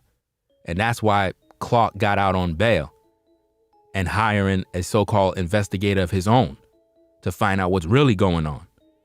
Because why would you want to ask the judge for money or whatever the case is to get yourself an investigator if you know you guilty? Makes no sense if you're on camera already. So something's going on, man. This is a dirty case, and there's a lot of stuff that's being hidden. We just need to see the video. Everybody need to stop playing. Where's the video of the murder of Takeoff? Just put the damn video out there so the public can see it, fam. Stop playing. All this back and forth conversations and talking, show the footage so we could get down to business. Because I guarantee you, y'all show that footage, man, oh man. The internet gonna be lit. They show that footage and you could see what happened. It's over. Cause it could have been Lil Cam that took out Takeoff. It could have been, y'all. You never know. Like I said, Mike put his hand behind Takeoff's head as if to try to find the shell casing so that it won't go back to Lil Cam. Cause remember, they said that Lil Cam had a gun and he wasn't supposed to have one. That's why he had them charges against him. And probably the gun, they were trying to tie it to Takeoff, but they couldn't find nothing. Why? Because maybe Mike allegedly tampered with evidence because he probably got some experience with these type of things where people get lined up, and they maybe did this a couple of times allegedly. And he probably got that damn shell casing or whatever the case is out of Takeoff's brains. And you know what I'm saying? For these cats, it's probably nothing to do that. I'm just telling you straight, bro. Y'all be thinking everything it is what it is, but hey, these are the streets. People will do whatever they got to do to protect their people, especially to get them out of a charge. Let's go. But there is no video evidence showing a firing a gun. Now, just this little piece of who he's saying. Senior brought paperwork with him, y'all. Man. This when he put my son's name in his mouth. He's only worrying about his son. Now watch what happens here, fam. Here, a large black male with the victim's group later identified as Willie Bland is seen either striking or... No. Let's go to Paul where he say who gave him a gun and all that kind of stuff. Willie Bland further stated he initially obtained the gun that he discharged from JPrince, who was hosting the group, including Willie Takeoff and Quavo, while they visited Houston. Willie stated that he had asked Jazz for a gun and Jazz provided him with one that was in the truck. Now listen at that. Wow. Now, I'm not going to put it on the screen because it has his phone number in it too, or somebody's cell phone. I don't want their cell phone out there, but I'm reading that section. It says Willie Bland, and I guess this is in the report right here. It says Willie Bland provided us with his phone number, right? Let me see. Hold on. Let me see. Firing the weapon. Based on his statement, Willie Bland admitted to firing a weapon at the scene and then tampering with evidence by taking his weapon from the scene and concealing it in a flower pot several blocks away before fleeing the area and then leaving the state. It also appears that he was not entirely truthful about his Lyft ride because he never told, I guess, the people that he had called for an additional ride from someone he knew after going to the wrong airport. So there's a lot of stuff going on here, but I'm gonna read the highlighted areas. Let me see. Cause this is some different kind of paperwork. This is some different information here. Let me see. He said he used his cell phone to call for a ride. Where's that section they were reading at? He believed it was probably Cameron Joshua shooting at him, so he began shooting back at him. Willie Bland, who admitted to firing at the scene, he believed that Joshua, where the section that they got that piece from? I'm damn near looking for it. Where in the world this thing is? Because they have everything highlighted. This is crazy. I tell you, this thing is mad blurry. Can't even see it. I don't even know why they posted. Let me see.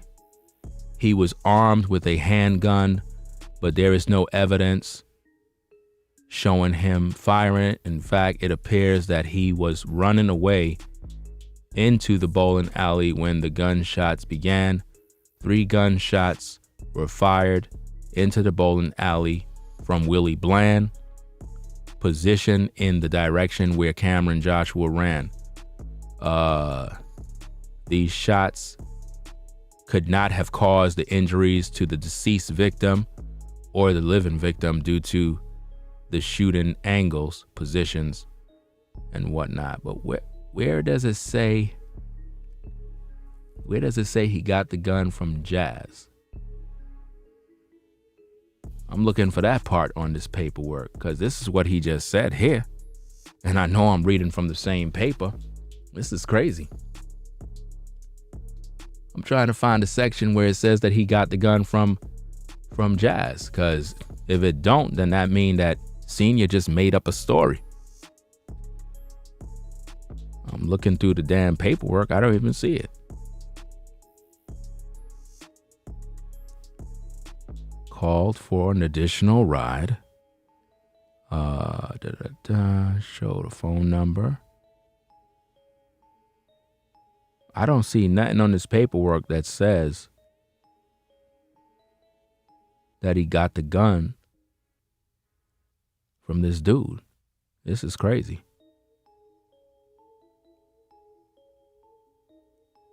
This is crazy, man. What in the world was the pop saying? Let me wind that piece back, because this is crazy. This is crazy here. Now listen at that. Name in his mouth. From right here, a large black male with the victim's group later identified as Willie Bland is seen either striking or... No. Let's go to Paul where he say who gave. Oh, okay. I see what's the problem. They were reading from 2 different papers. That's what it is. I had screenshot 1, so I don't have the other screenshot with me right here. Let me see if I can do this. So it's 2 different papers. He flipped the papers to get the information. Okay, I see what happened now. I'm looking at the screen and I see it's 2 different kinds of papers. So let me do something real quick.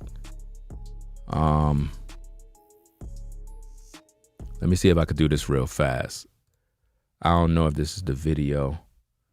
What I'm trying to do is check the main video so I can see if I can take a screenshot of it. Perhaps I could probably use that for the video. Let me see. Okay, so this is the paperwork. Let me let this play. And then I'm going to take a screenshot of it when it's switched. That's what it is.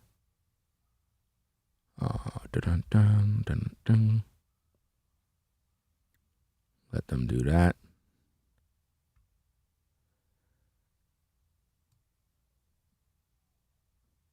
Okay, so now he's going to read the next section. Where the hell is it?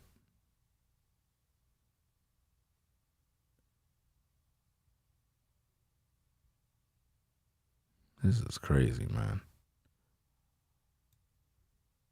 Let me let this thing play. Hold on a second. Let me see. Quavo. Now, we can just stop right there. I'm playing it on my end. And let me just explain that little piece, how I feel about that bullshit.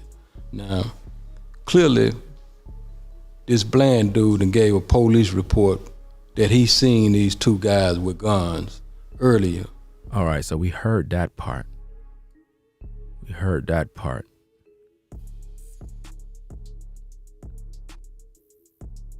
But where's the rest of the paperwork?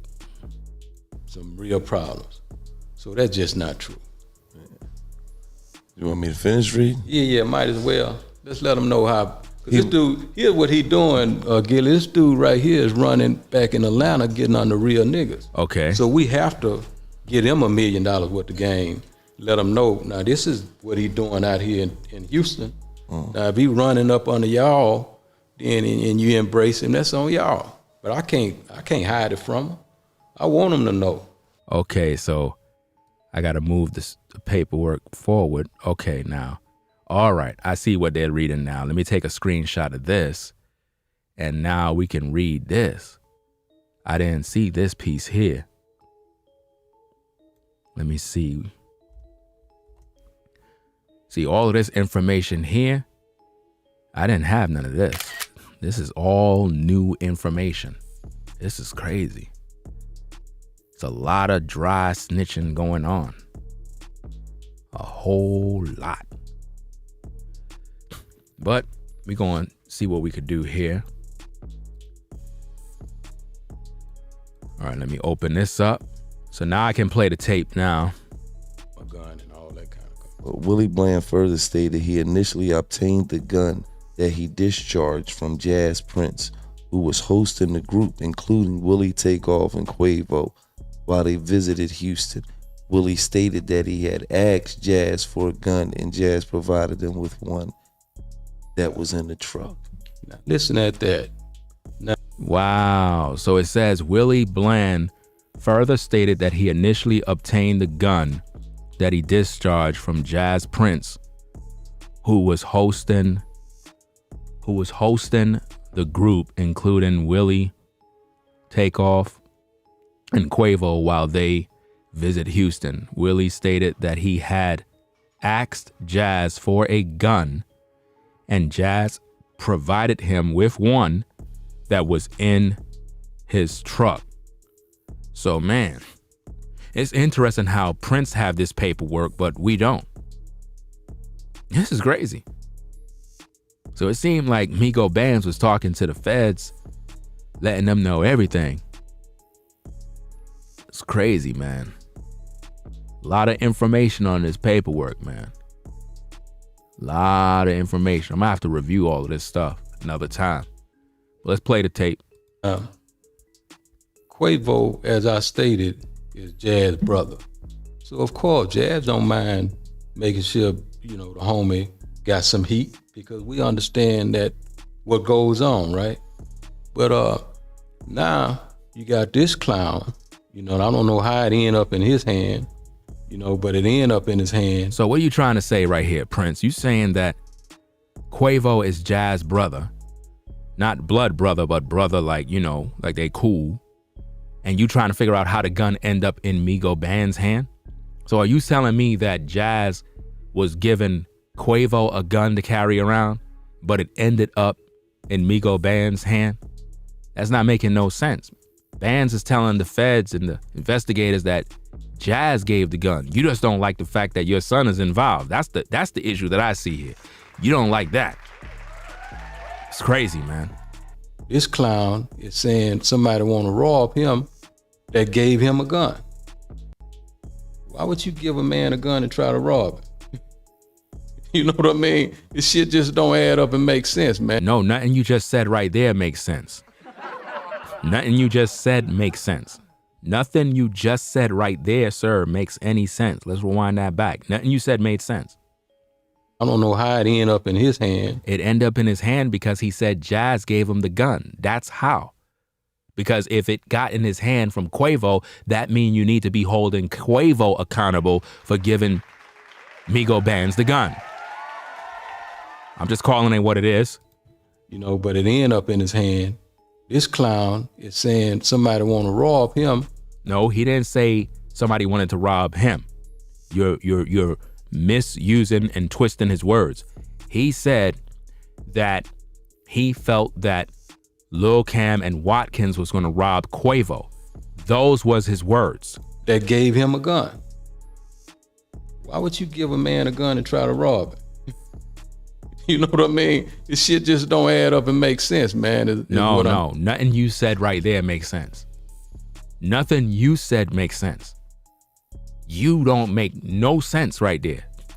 He said Jazz gave him the gun, and Bands felt that when he was at the bowling alley, that he felt that when Quavo said, "Let we go for I have to hurt someone," he felt that Lil Cam and Watkins was gonna rob Quavo.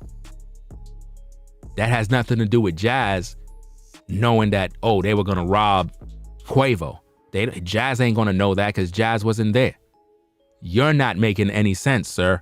None whatsoever. You know? Getting to, and I'm just trying to get people to realize how big a damn fool this dude here is, and now he ratting all over the place and ran back and, you know, and bus shots and ran to the airport and ran his ass back immediately. You know? Ran to the airport, and it says that that Migo Bands went and threw the gun inside of a flower pot, yo. So listen, at the end of the day, man, the two suspects that could have possibly put that bullet in Takeoff could be Migo Bands as well as Cameron Joshua. Those are the two suspects, because Clark, nobody's talking about Clark. They haven't even mentioned Clark's name. They don't even care about Clark. So why is everybody going after Clark? And why would Migo Bands go take a burner that was given to him by Jazz and go run and put it in a flower pot outside and flee to the wrong airport to try to get out of Houston? That's mad suspect right there, and it's in the paperwork. That's the crazy. If you innocent, how is it that you trying to flee and you leave the burner in a flower pot? That's crazy. Right? Why would Migo Bands do that if he official? And why is it that Quavo ain't talking about that? Quavo, why you ain't talking about your mans leaving a burner in a flower pot and fleeing Houston, fam? If he good, if he innocent. Let me guess, did he allegedly kill Takeoff? This is crazy, man. This is nuts, man. He didn't care nothing about the homie Takeoff. As soon as he done that, he went straight to the airport and tore ass home. Hey, again, I'm fair and balanced, man. I don't agree with the Prince family or mob ties. I'm just reporting the news. But at this point, they got a point.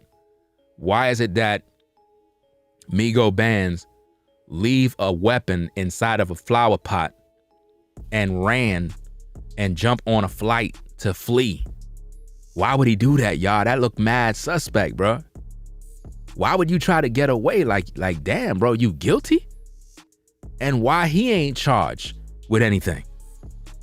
Why he ain't charged? Could it be because Quavo lied, gave him an alibi, and they ain't do nothing to him because they figure, hey, he a part of the family? Yo, this is crazy, man. This is just crazy, man. Let's go. But I'm gonna leave you with all this paperwork, and you can look at it later on.